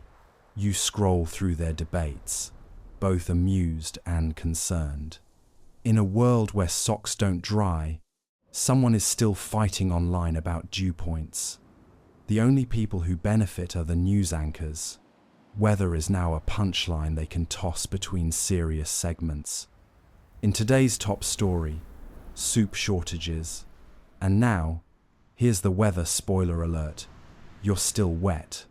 The audience chuckles, as if laughing will dry their clothes. Meanwhile, you've stopped carrying umbrellas. They were once a shield. Now they're decorative skeletons of nostalgia. Some hipsters still use them ironically, strolling through currents with umbrellas tilted jauntily, as if parodying land-based ancestors. You roll your eyes, but secretly miss the days when an umbrella felt powerful. And yet, weather does sneak up on you, not in the form of rain or shine. Shine doesn't exist anymore, but in absurd local quirks. One day, the current shifts, and your entire neighborhood smells like tuna. Another day, a plankton bloom dyes the water neon pink, confusing everyone into thinking it's Valentine's Day. These phenomena never make the forecast. Meteorologists stick with their mantra, wet, more wet, stay tuned. So you watch, not because you expect answers, but because ritual matters. The forecast is less about information and more about comfort. The familiar cadence, the maps, the suit, the promise that someone, somewhere, still believes weather can be predicted. It's absurd, it's pointless, it's also human. And as the broadcast ends, the meteorologist smiles, hair floating upward in defiance, and says, "Good night, and good luck staying dry." You laugh, knowing luck has nothing to do with it. Tourism agencies insist paradise still exists, but really, it's all just one giant ocean with slightly different shades of blue. The brochures are soggy anyway. Weather reports may be pointless, but vacations? Those are still advertised with alarming confidence. Tourism agencies insist paradise still exists, but really, it's all just one giant ocean with slightly different shades of blue. The brochures are soggy anyway. You flip through one of those brochures, its pages damp and curling, promising luxury escapes. Each destination looks suspiciously like every other. A horizon of water, a slightly different horizon of water, and if you squint, another horizon of water. The copywriters work hard to convince you otherwise. This shade of blue is more turquoise, one headline insists. Another proclaims, our sunsets are extra orangey, scientifically proven. You close the brochure before it drips onto your soup. Booking a vacation feels like a game of chance. Travel agents in coral kiosks ask whether you prefer relaxing waves or slightly angrier waves. They assure you there's a difference. You nod politely, hand over too many pearls, and leave wondering if you've just signed up to float in soup somewhere slightly warmer. When you arrive, the resort is a patch of buoyant platforms lashed together with seaweed rope. The welcome drink is, predictably, salt water with a garnish of kelp. A cheerful guide waves you in, promising activities like snorkeling in an ocean where you already live, sunbathing under clouds of plankton, and fine dining, octopus again. You smile weakly and try to convince yourself this is worth the pearls. The beach itself stretches forever, not sand, not exactly just pale, crushed shells, endless and shifting. Kids build castles that collapse before completion, washed away by currents faster than their parents can snap soggy vacation photos. Couples stroll hand in hand, pretending the romance isn't dampened by jellyfish brushing their ankles. Every few meters, a new, exclusive section of beach begins, marked only by different colored umbrellas, all of which float away within the hour. You try to relax. You lay back on a rented algae mat, close your eyes, and listen. The waves are the same waves you heard yesterday and the day before, only branded as resort waves. You feel a tiny crab crawl across your chest, a complimentary massage you didn't request. The air smells faintly of sunscreen, though no one knows why, because sunscreen hasn't worked since the flood. Activities abound, at least on the brochure. Parasailing is replaced by parabubbling, where you're strapped to a giant bubble and let drift aimlessly. Jet skis no longer exist, but manta rays are trained to tow tourists at breakneck speeds, provided you don't mind clinging desperately to a slippery harness. Beach volleyball has been replaced with wave ball, a sport that looks like drowning but with cheering. Meals are communal buffets served on floating rafts. Breakfast is algae pancakes, lunch is algae soup, and dinner is algae risotto, garnished with, you guessed it, more algae.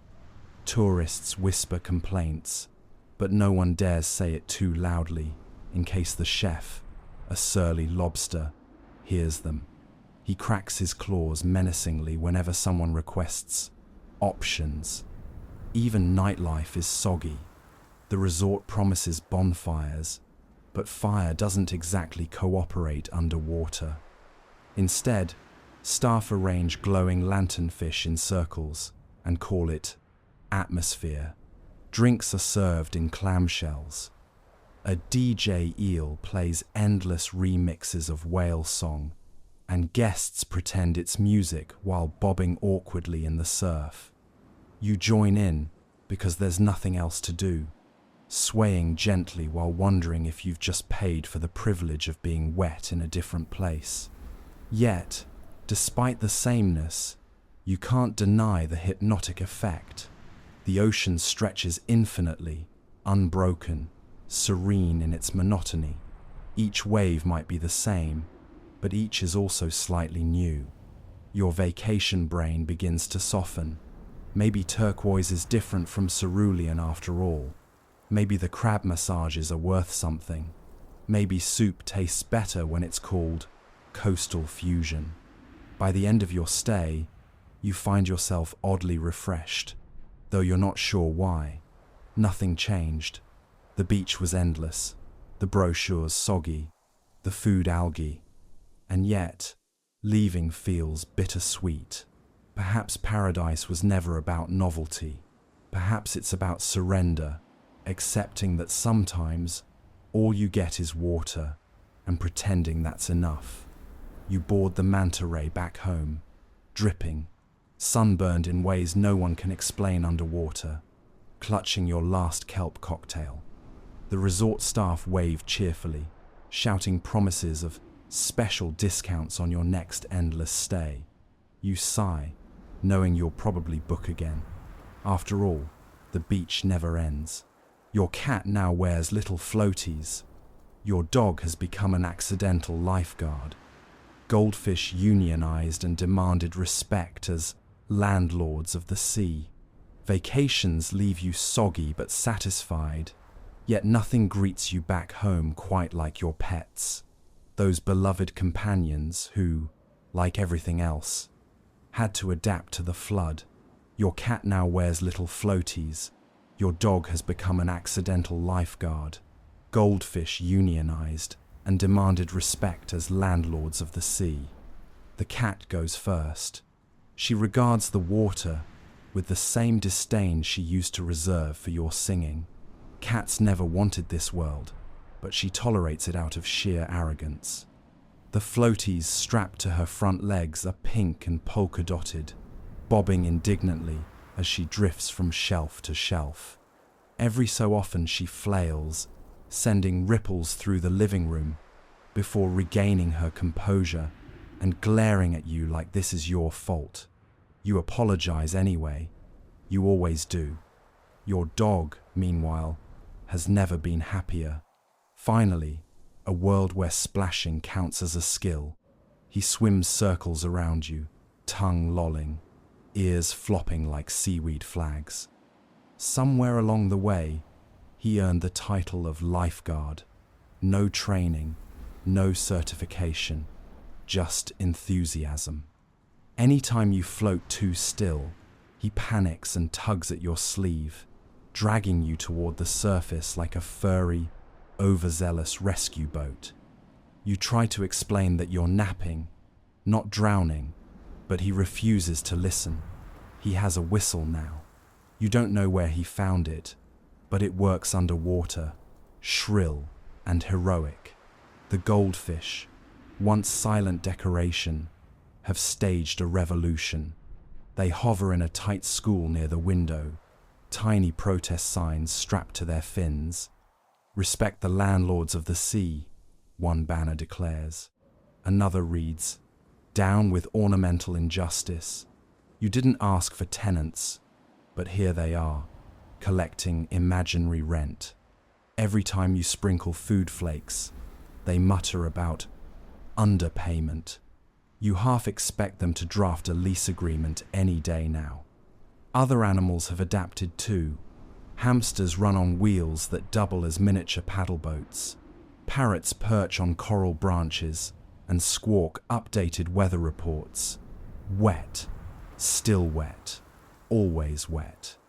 Turtles have become neighborhood celebrities, offering slow but steady ferry rides across flooded streets. Kids cheer and clap, though adults complain about shell traffic. Veterinarians are in high demand. Their clinics resemble scuba stations, lined with tanks of varying salinity. Waiting rooms are chaos, cats in floaties glaring at dogs in snorkel masks, goldfish filing legal paperwork, and anxious owners asking whether hermit crabs count as emotional support animals. The vets smile calmly, though their hair permanently smells of brine. Their diplomas hang crooked, warped by humidity, but their confidence remains. Pet toys have changed too.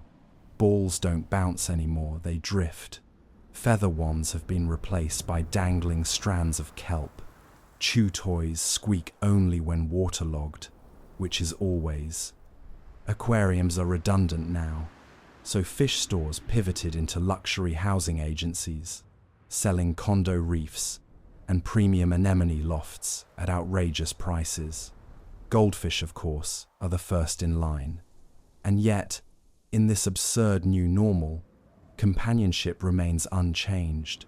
The cat still curls beside you, even if beside means hovering 3 inches above your shoulder with floaties squeaking softly. The dog still waits eagerly for walks, though now the leash trails like seaweed and walks resemble swim marathons. Even the goldfish, for all their political posturing, brighten the room with their tiny glimmers, reminding you that stubbornness is universal. At night, you watch them all settle. The cat drifts into reluctant slumber, paws paddling in her dreams. The dog snores bubbles, tail wagging at some heroic rescue fantasy. The goldfish huddle together, whispering strategies for tomorrow's negotiations. You float there, surrounded by creatures who never signed up for this watery apocalypse, but adapted anyway, each in their own ridiculous way. And it occurs to you, pets don't care whether the world makes sense. They care that you're here, that you feed them, that you float alongside them in the same endless blue. That's enough. So you smile, pat the dog's damp head, and whisper to the goldfish that rent is postponed indefinitely. The cat glares, unimpressed. The floaties squeak again. Some things never change.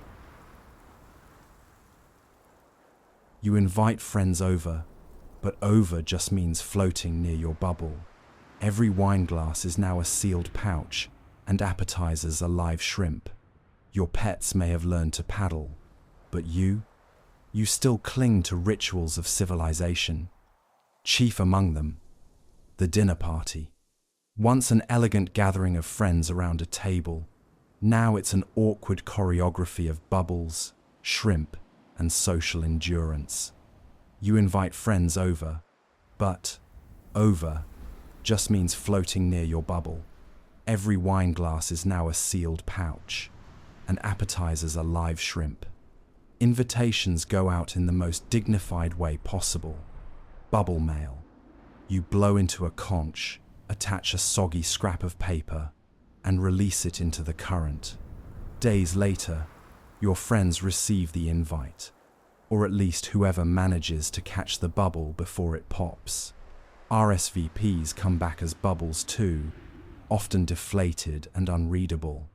Still, on the chosen evening, your friends drift in, adjusting snorkels, balancing gifts wrapped in kelp. The dining room has transformed. No polished wood tables here, just a large translucent bubble tethered to your living reef. Inside, air wobbles nervously, threatening to pop at any moment. Guests hover near its edge, debating whether it's rude to poke. You assure them it's perfectly safe, though you also keep an emergency soup ladle ready in case the seal bursts. Nothing kills conversation faster than flooding the hors d'oeuvres. The appetizers arrive, live shrimp darting across a tray.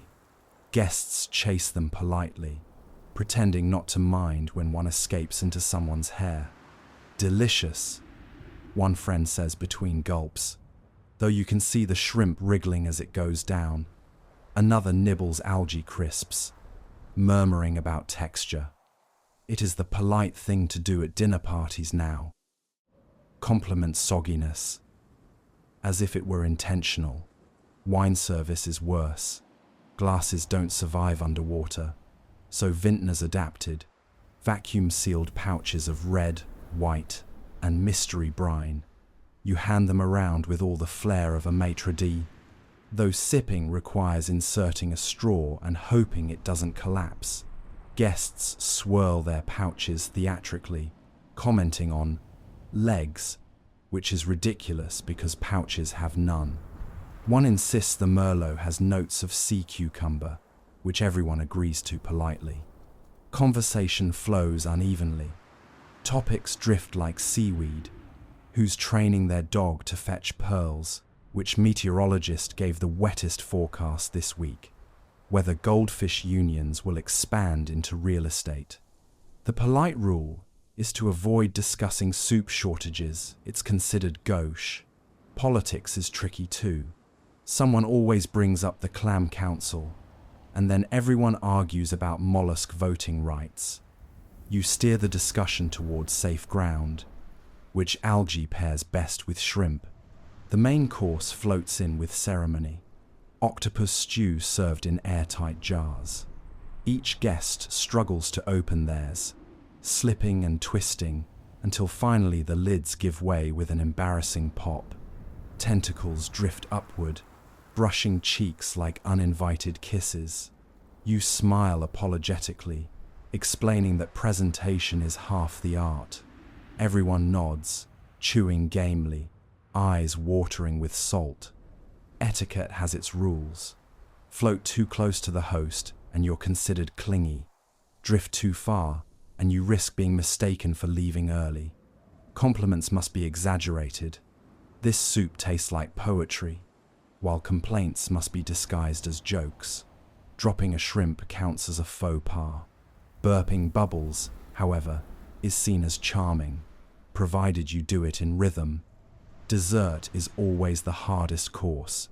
Cakes dissolve, pies collapse. The current solution is gelatin orbs, spherical jellies that wobble in nets until bitten. Guests pretend to savor the flavors, which range from sweet kelp to mystery plankton.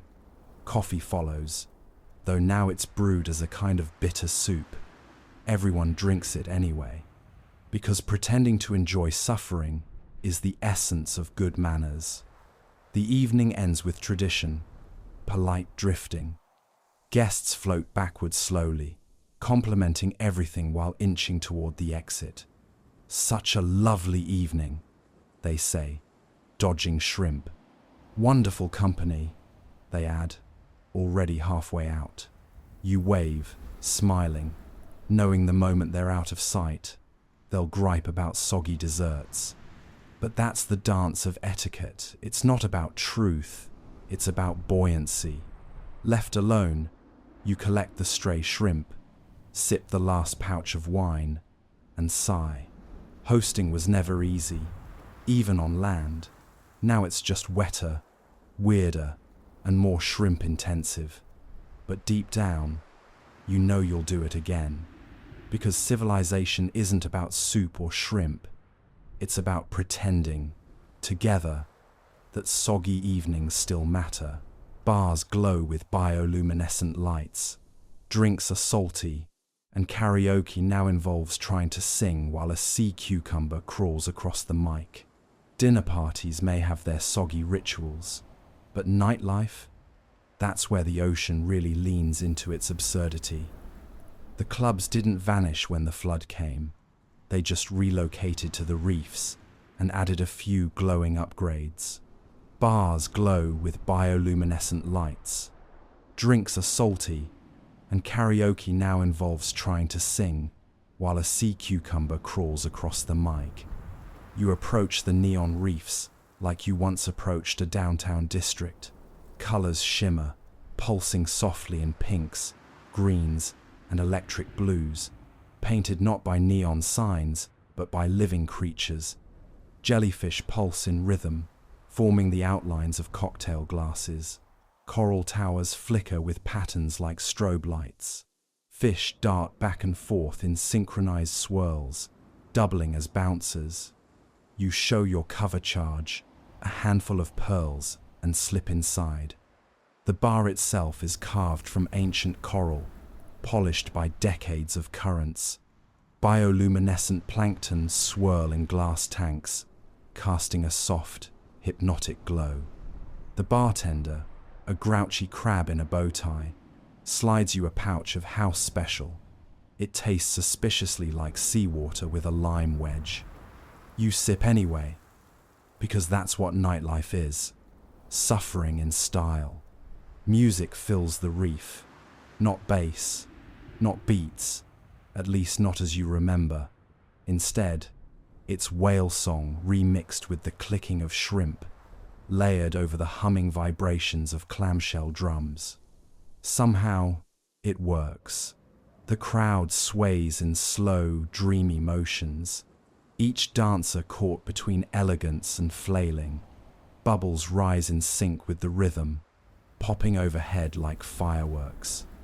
You join in, moving just enough to feel included, but not enough to pull a muscle. Conversation is nearly impossible.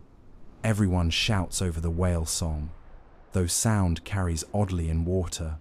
Strangers float close, mouths opening wide, but their words garble into burbling nonsense.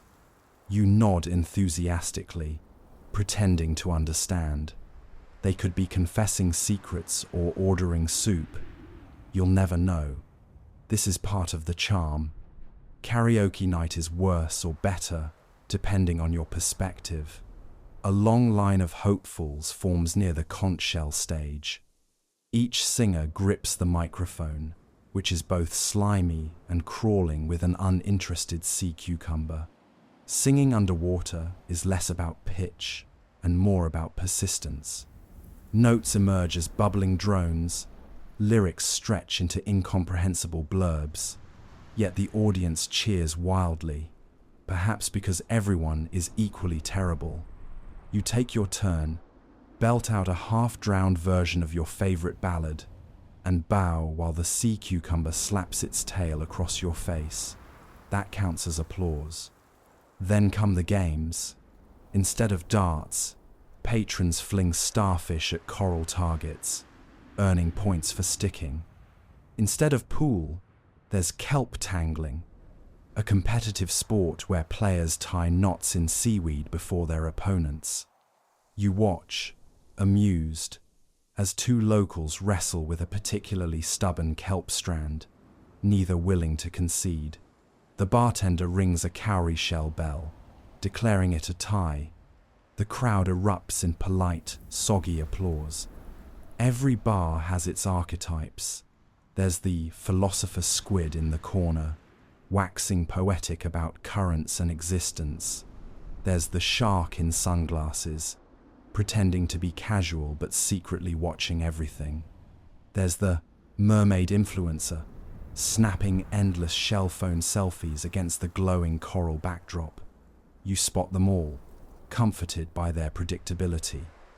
Even underwater, nightlife attracts the same characters. It just gives them gills. As the night deepens, drinks get stranger. Someone hands you a cocktail, glowing faintly purple, swirling with phosphorescent algae. It buzzes in your throat like static electricity. Another drink fizzes uncontrollably, bubbling out of its pouch until you slurp it desperately to avoid a mess. By midnight, you've consumed more salt than your doctor would recommend in a decade. And yet, you stay, because nightlife isn't about comfort, it's about belonging.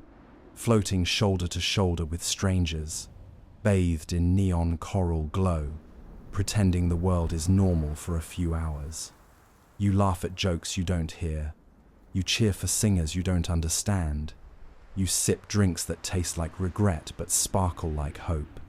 When you finally drift away from the reef, the lights fade behind you, swallowed by the dark ocean. Your head buzzes, your throat burns faintly, your ears ring with whale song. You grin anyway. Because neon reefs may be absurd, but they remind you that even in a drowned world, humans will always find a way to stay up too late. Spiritual leaders now preach from coral pulpits. The main message? Stay buoyant, my children. Baptisms are redundant. After nightlife fades and the neon reefs dim, another current pulls at the human spirit. Belief. Civilization has always built temples, churches, and shrines. And now, even in a waterlogged world, that impulse remains. Spiritual leaders now preach from coral pulpits. The main message: stay buoyant, my children.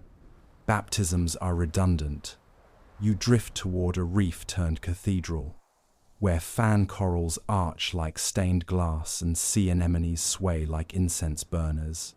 The congregation hovers politely in rows, each worshipper tethered to a rock to keep from floating away during the sermon.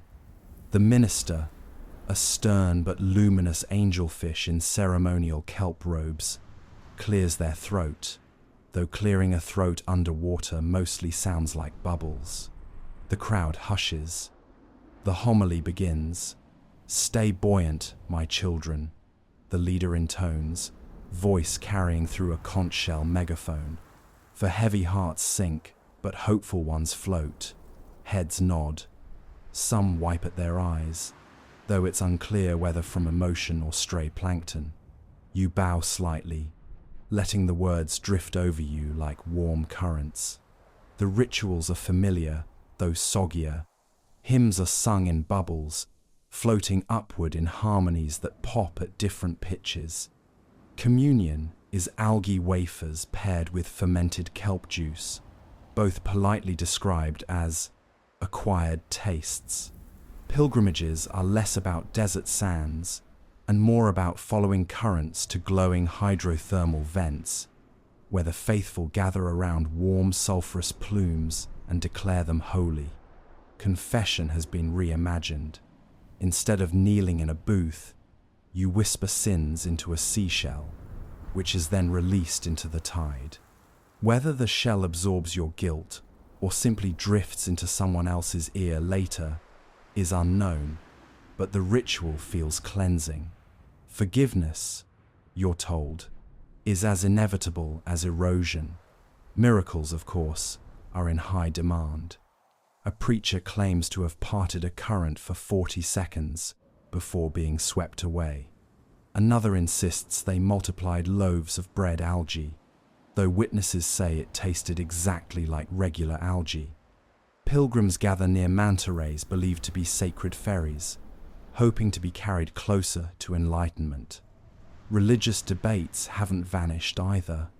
Some sects argue over whether the divine resides in the deepest trenches or the shallowest tide pools. Others split over sacred attire, floaties or snorkels.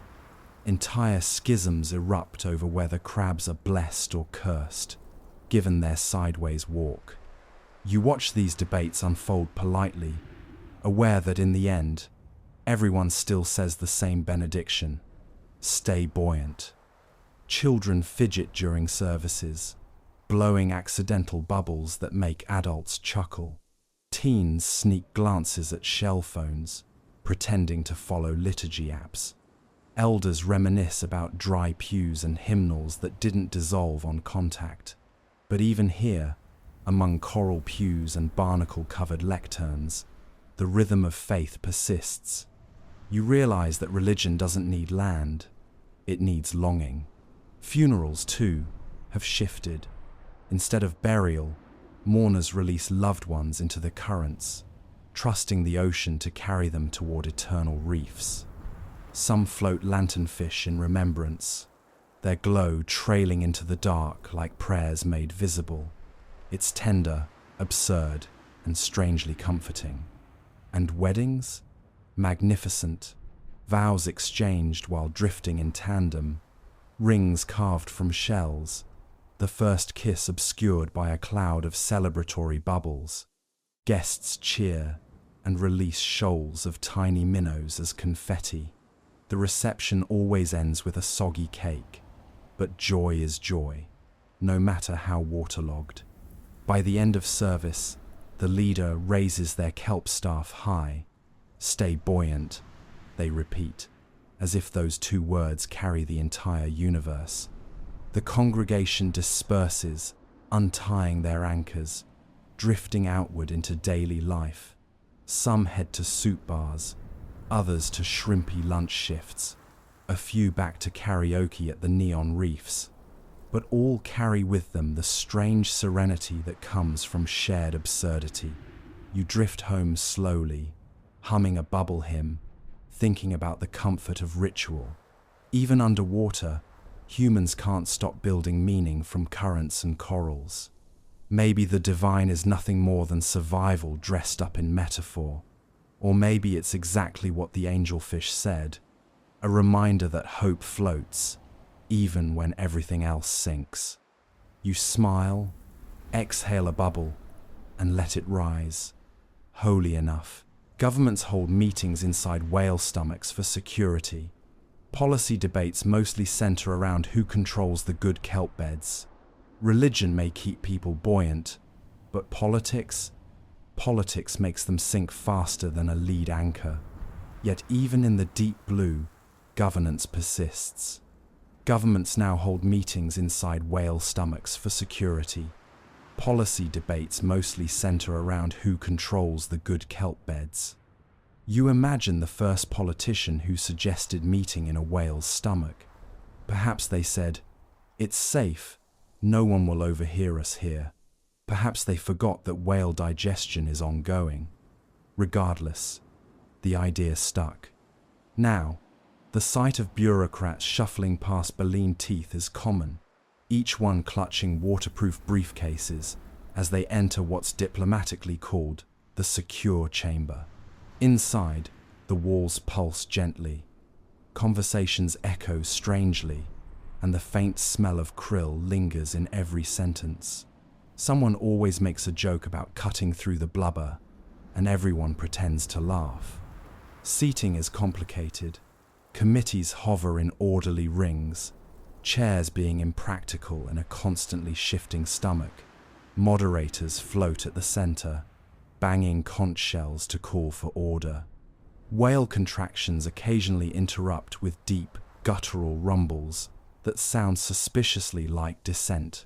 Lobbyists have learned to interpret these noises as omens. A belch is considered a veto. The main issue on every agenda? Kelp. Who owns it? Who harvests it? Who gets to pretend it tastes good in soup? Nations rise and fall based on their kelp access. Delegates argue passionately about the rights to lush kelp forests, while others demand subsidies for barren algae flats. There are lengthy debates over the ethics of kelp-based monopolies, and rumors of black market kelp smuggling abound. One politician accuses another of laundering kelp through offshore anemones. Everyone gasps. Other issues drift in too. Borders are meaningless underwater, so leaders squabble over migrating schools of tuna. Taxation policies wobble between seashells and pearls, causing heated arguments whenever the market fluctuates. There's ongoing tension about whether dolphins should have voting rights, given their suspicious intelligence and smug grins.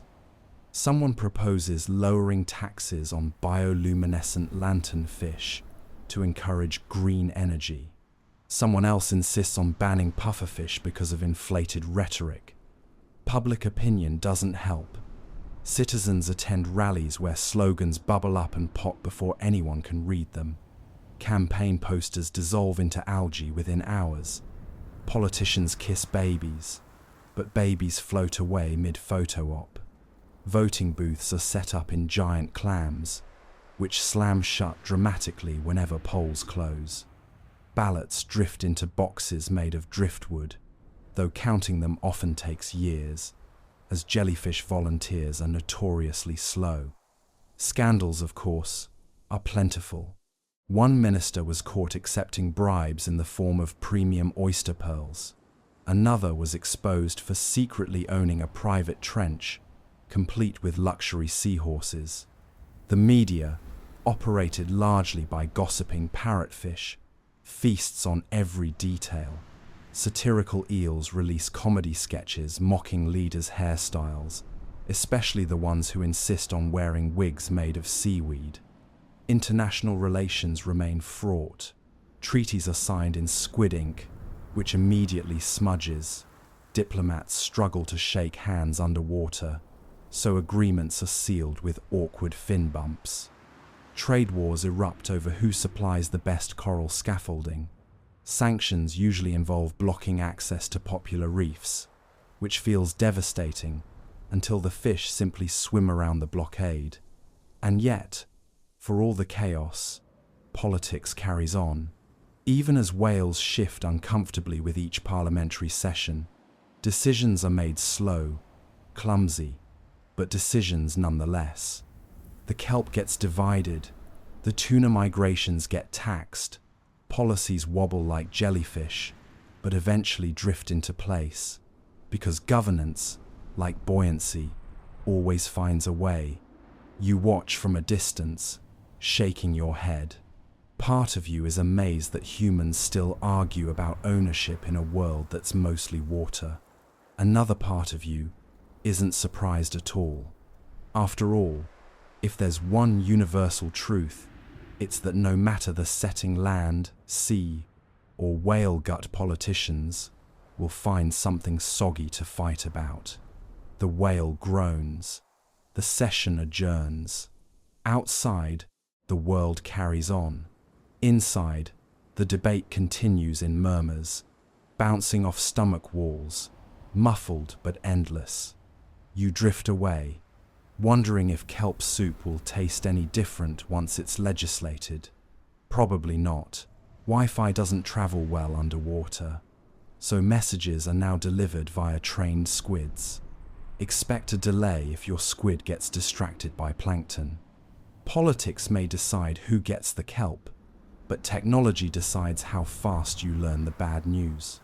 And down here, Wi-Fi doesn't travel well underwater. Messages scatter, signals wobble, and routers wheeze like asthmatic clams. So, humanity has dusted off an old solution. Snail mail makes a comeback, except the snails are too slow. So now, messages are delivered via trained squids. Expect a delay if your squid gets distracted by plankton. It works like this. You hand your letter, a soggy scroll written on waterproof kelp paper, to the squid handler. The handler straps it carefully to a squid's tentacle, whispers the destination coordinates, and gives it a motivational pat. Off the squid goes, jetting through currents like a caffeinated torpedo.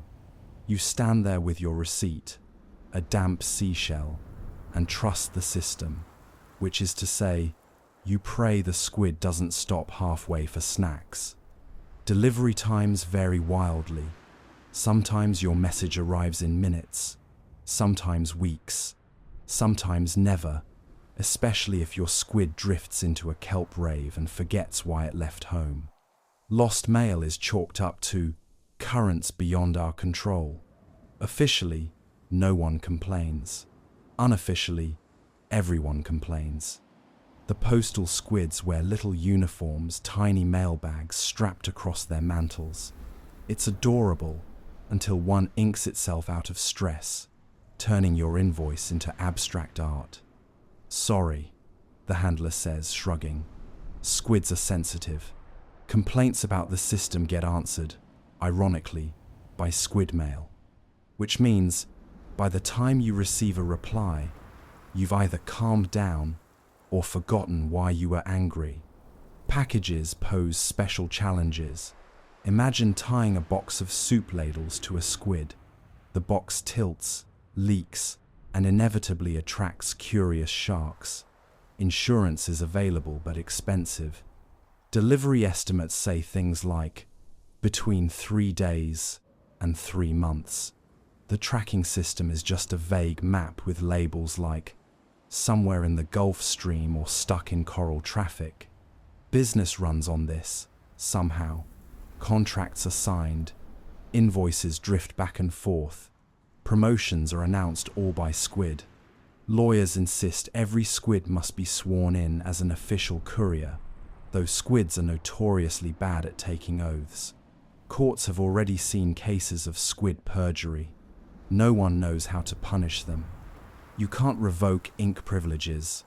They don't care. Romance struggles most of all. Love letters sent via squid arrive days too late, ink smudged and smelling faintly of algae. Couples argue over delivery times, accuse each other of ghosting, only to learn their squid stopped to flirt with a jellyfish. Marriage proposals sometimes get lost entirely, leading to generations of awkward misunderstandings. "I thought you never asked," one partner cries. "I asked. The squid ate the ring," the other replies. Meanwhile, hackers have emerged. Rogue dolphins intercept squids mid-route, stealing messages for fun. It's the aquatic version of a data breach. Governments try to regulate it, but dolphins are fast and smug. Some even leave graffiti carved into coral. "Got your mail, lol." Cybersecurity firms now advertise anti-dolphin encryption, which mostly means training your squid to squirt ink in Morse code. Not all is chaos, though.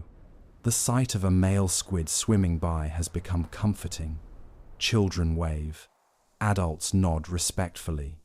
Old-timers claim squids deliver with more soul than any smartphone ever did. There's something poetic about watching a cephalopod dart into the blue, carrying news of soup shortages or birthday wishes. It feels alive, unpredictable, strangely human. Of course, emergencies are still a nightmare. No one wants to send for an ambulance squid. Imagine strapping a note that reads "help," stub toe to a squid, and hoping it doesn't detour for snacks. That's why most emergencies are now handled face to face, with neighbors swimming over instead of waiting for tentacled post. In a way, the collapse of Wi-Fi brought back community. You actually see people. You actually talk.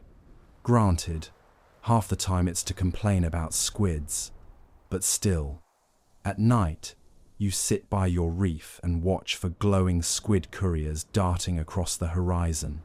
Tiny lanterns strapped to their bags sparkle like shooting stars, except slower and sometimes upside down. You wonder what they carry: love, lawsuits, lunch orders. You imagine your own messages on the move, bumping into plankton clouds, jostling past dolphins, making their long, bumbling way. And when your letter finally arrives, creased, soggy, perhaps half-eaten, you smile anyway, because it made it.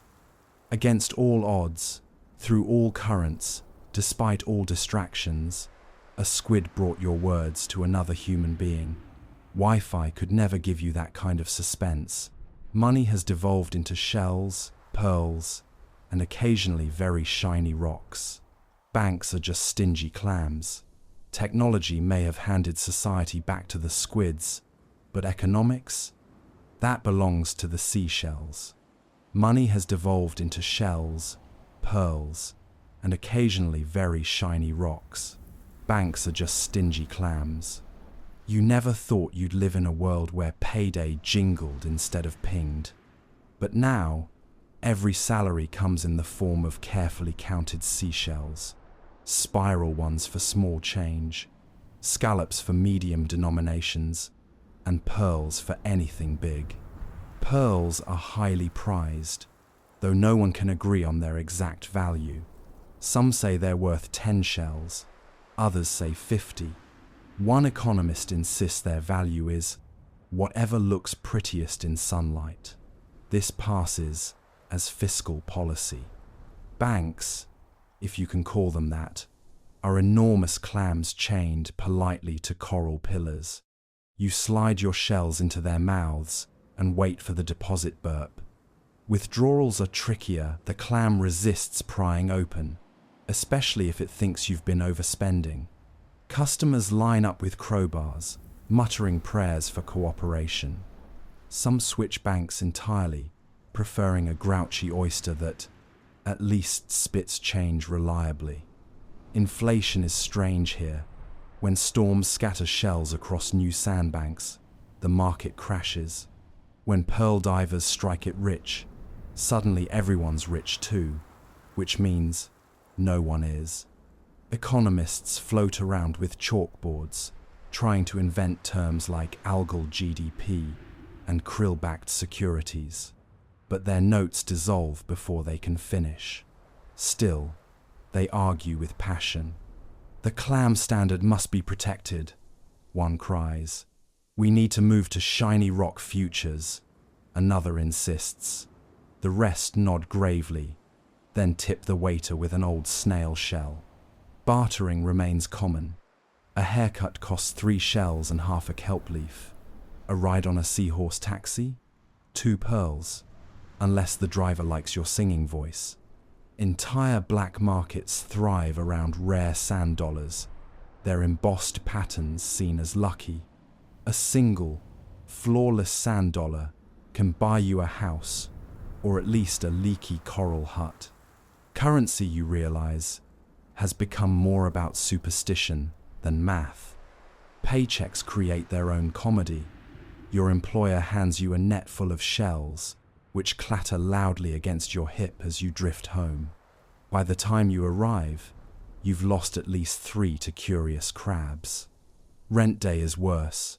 Your landlord counts shells one by one, squinting, rejecting any chipped specimens.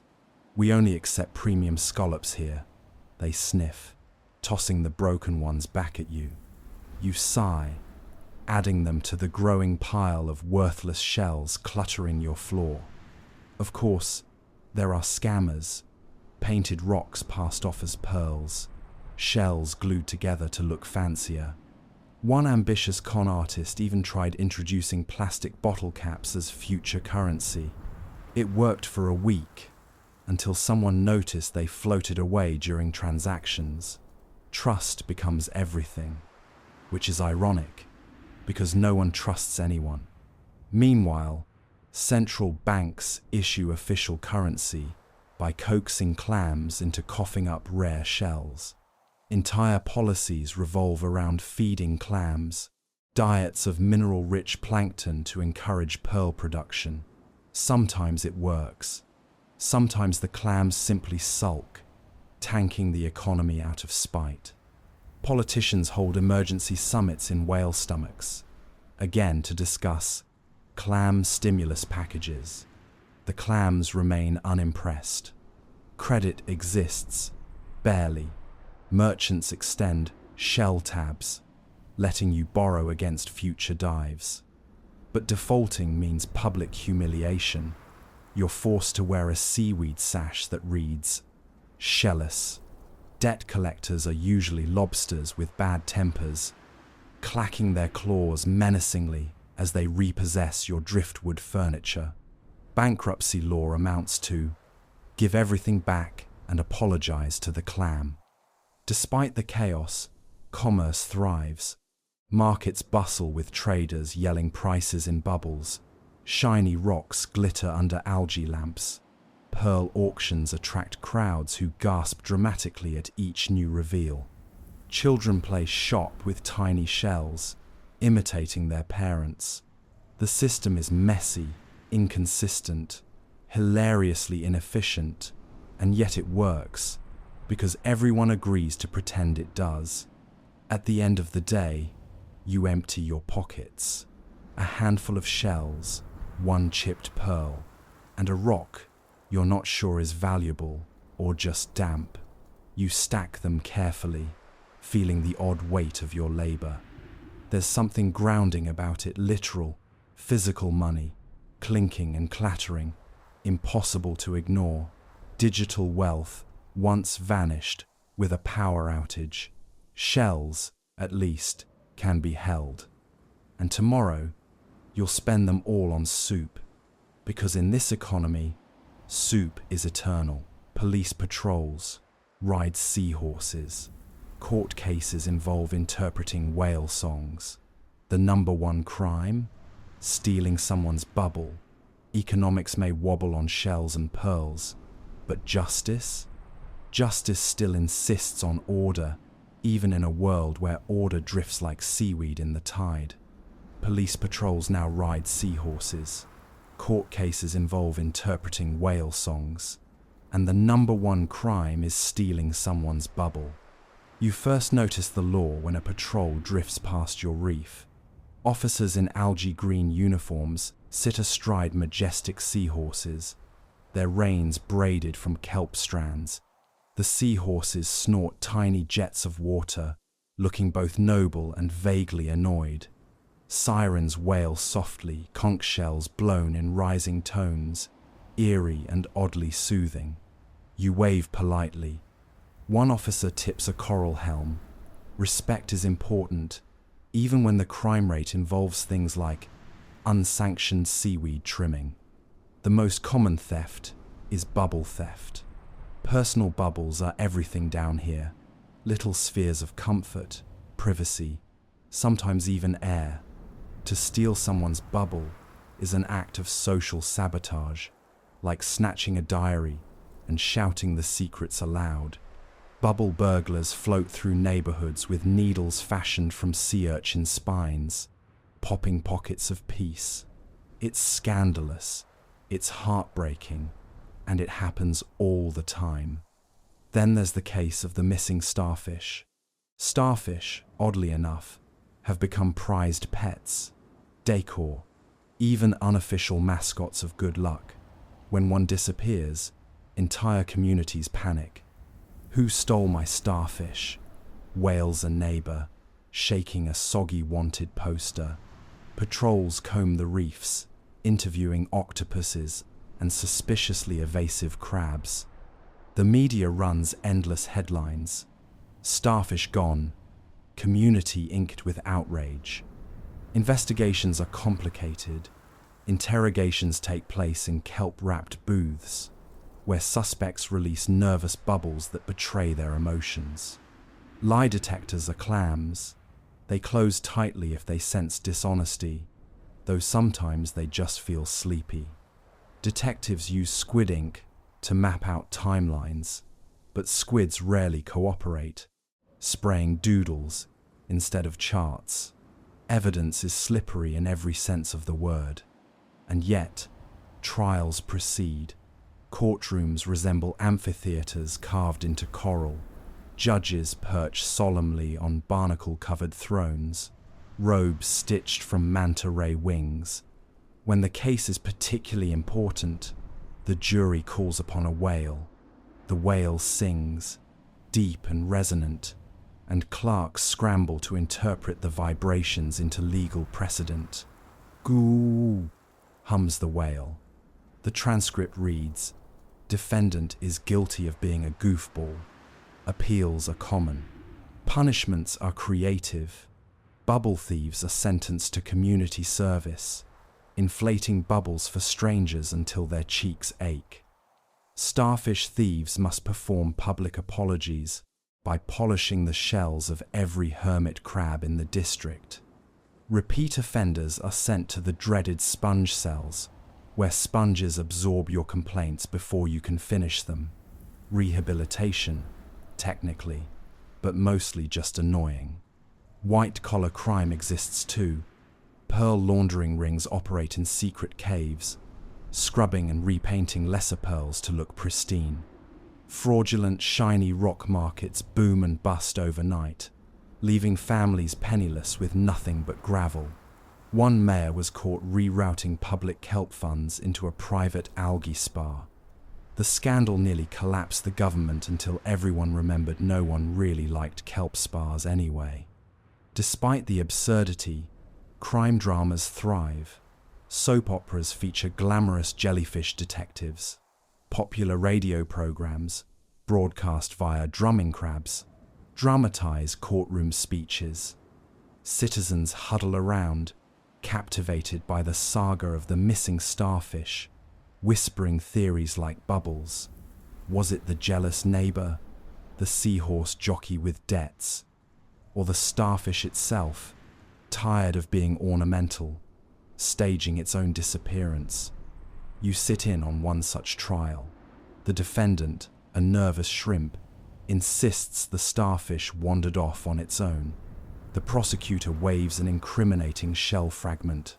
The jury gasps. The whale clears its throat, delivering a low moan that rattles the coral walls. The judge bangs a gavel carved from driftwood. Order! They shout, as if order is even possible underwater. Verdicts arrive slowly, like tides. Sometimes justice feels like a net with holes too wide. Sometimes it catches the guilty. Sometimes it just tangles everyone. But the ritual persists. Patrols ride, courts convene, bubbles are guarded, and the missing starfish remains headline news. You drift home afterward, reflecting on the absurdity of it all. Laws were supposed to bring stability, yet half the time they just add more bubbles to burst. And yet you feel strangely comforted. Even here, in this flooded chaos, humans still cling to rules, rituals, and the eternal search for the guilty party. Tomorrow, no doubt, another starfish will go missing, and the investigation will begin again. Texting is unreliable, so people send heartfelt messages in glass bottles. Unfortunately, half end up in the wrong reef. Crime may keep the courts busy, but romance still refuses to sink. Texting is unreliable down here, signals scatter, phones sulk, and emojis arrive scrambled into hieroglyphs. So people have rediscovered an ancient art. Heartfelt messages now sail through the currents inside glass bottles. They are the new DMs. Unfortunately, half end up in the wrong reef. You sit at your desk, kelp pen in hand, carefully scratching words onto waterproof parchment. The lighting is dim, glowfish circling lazily above, but your heart feels dramatic. Every letter must count. Dearest, your eyes shimmer brighter than bioluminescent plankton. You hesitate, cross it out, try again. Your laugh echoes sweeter than a dolphin's hiccup. You sigh, seal it in wax, and slide it into a bottle.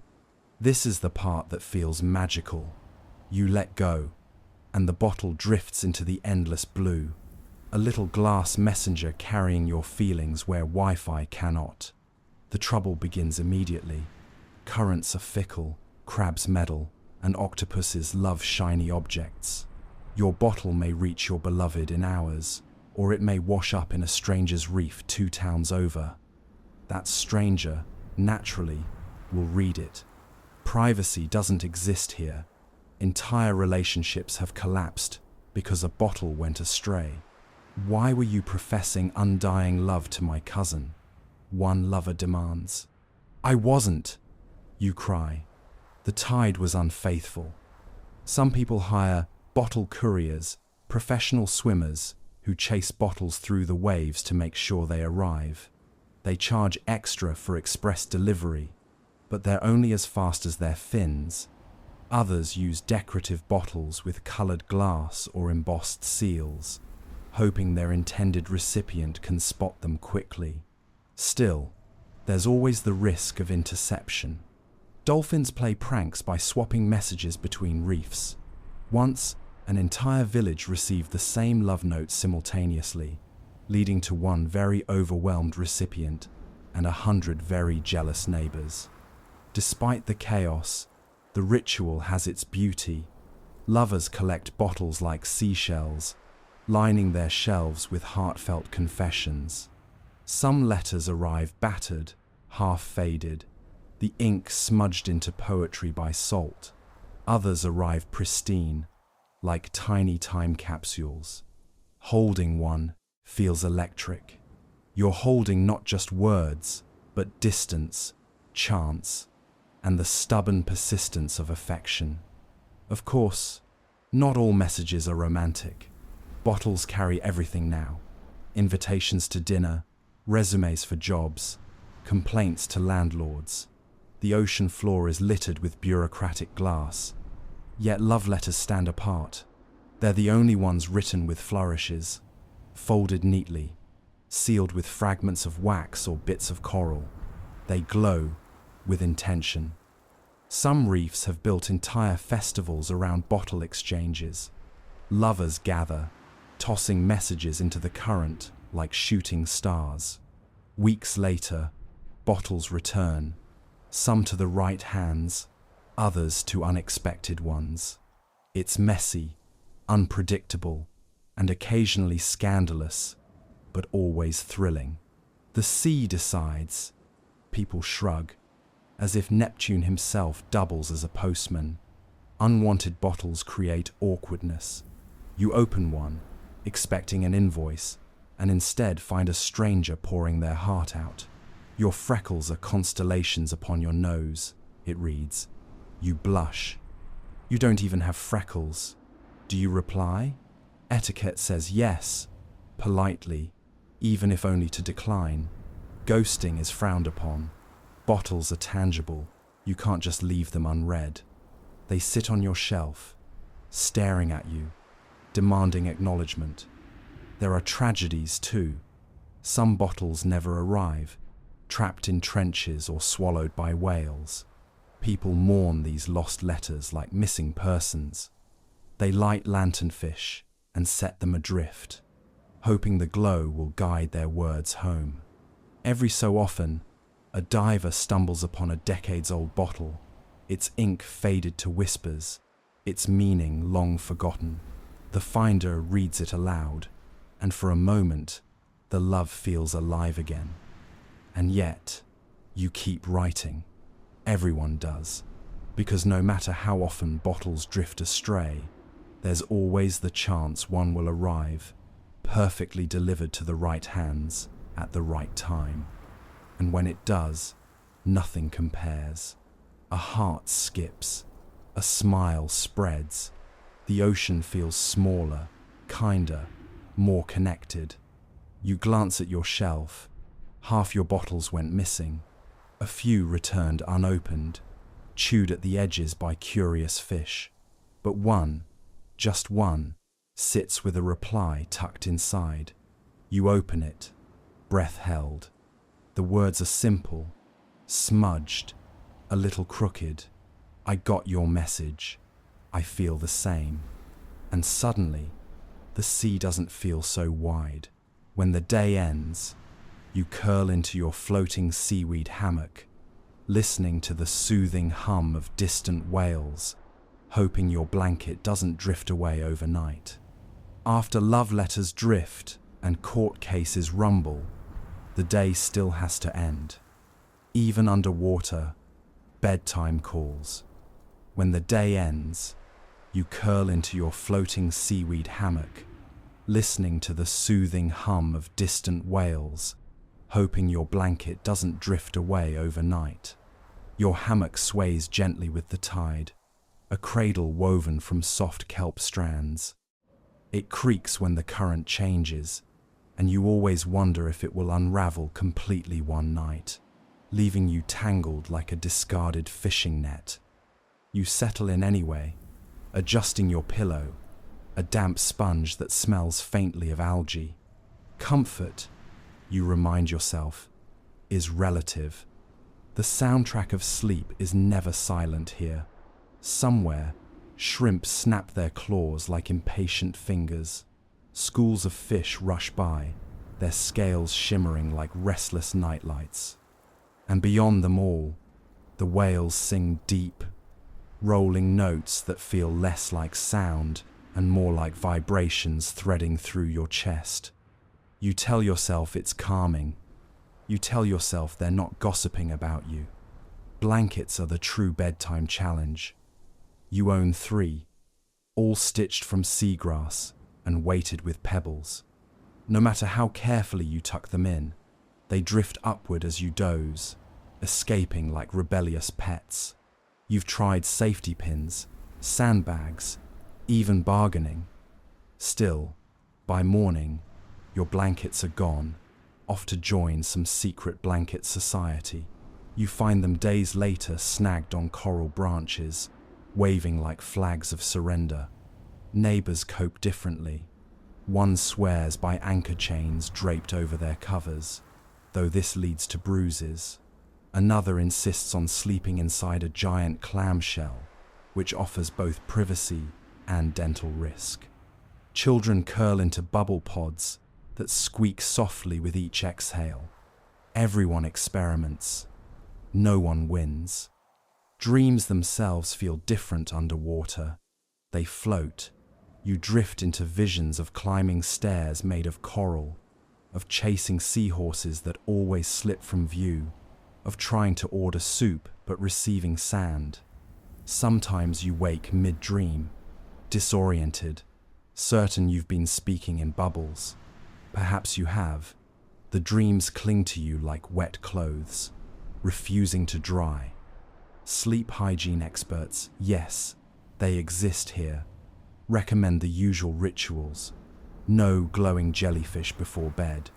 Limit your plankton intake. Meditate on the currents. Some even market whale song playlists, though everyone can hear the real thing for free. Still, commerce finds a way. You once bought a lavender-scented shell candle, only to learn lavender smells suspiciously like seaweed. Of course, nightmares are inevitable. Sometimes, it's the classic shark-chasing dream. Other times, it's bureaucratic. You're late to a meeting in a whale's stomach and can't find your notes. You flail, tossing and turning, accidentally knocking loose a curious crab who thought your hammock was home. Nightmares may fade, but crab pinches are forever. Despite all this, there are moments of peace. The hammock rocks with the tide like a lullaby. The bioluminescent glow of plankton paints gentle constellations across your ceiling. You watch them flicker, imagining stories in their patterns. A squid king, a soup ladle, a lost sock. Slowly, your body slackens, your mind drifts. For a moment, you almost forget the world is flooded. For a moment, it just feels like sleep. And then your blanket slips away again. You sigh, deciding to let it go. Tomorrow morning you'll retrieve it from some coral branch, perhaps already claimed by a jealous eel. For now, you hug your sponge pillow tighter, listening to the whales hum like distant bedtime storytellers. You close your eyes, you sink into dreams, and you wonder, faintly, if tomorrow's blanket will bother coming back at all. And so, after days of soup lunches, squidball games, political whale debates, and runaway blankets, the world finally grows quiet. The truth is simple. There is no land anymore.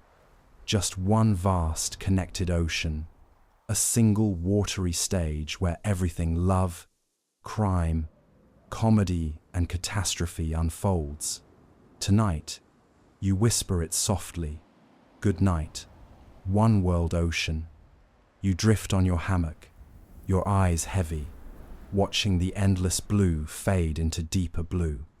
No borders break the horizon. No continents divide the currents.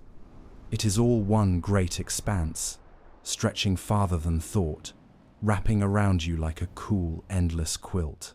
The thought is both overwhelming and soothing. You are small, yes, but you are also carried, rocked, cocooned by water that holds everything at once. The ocean itself breathes around you. Currents sigh against the reef. Tides pulse, steady as a heartbeat. Fish move like dreams, darting in and out of shadows, whispering through their fins. Even the silence here has sound, the faint crackle of distant coral, the muffled murmur of sand shifting under unseen weight. It's a lullaby disguised as geology.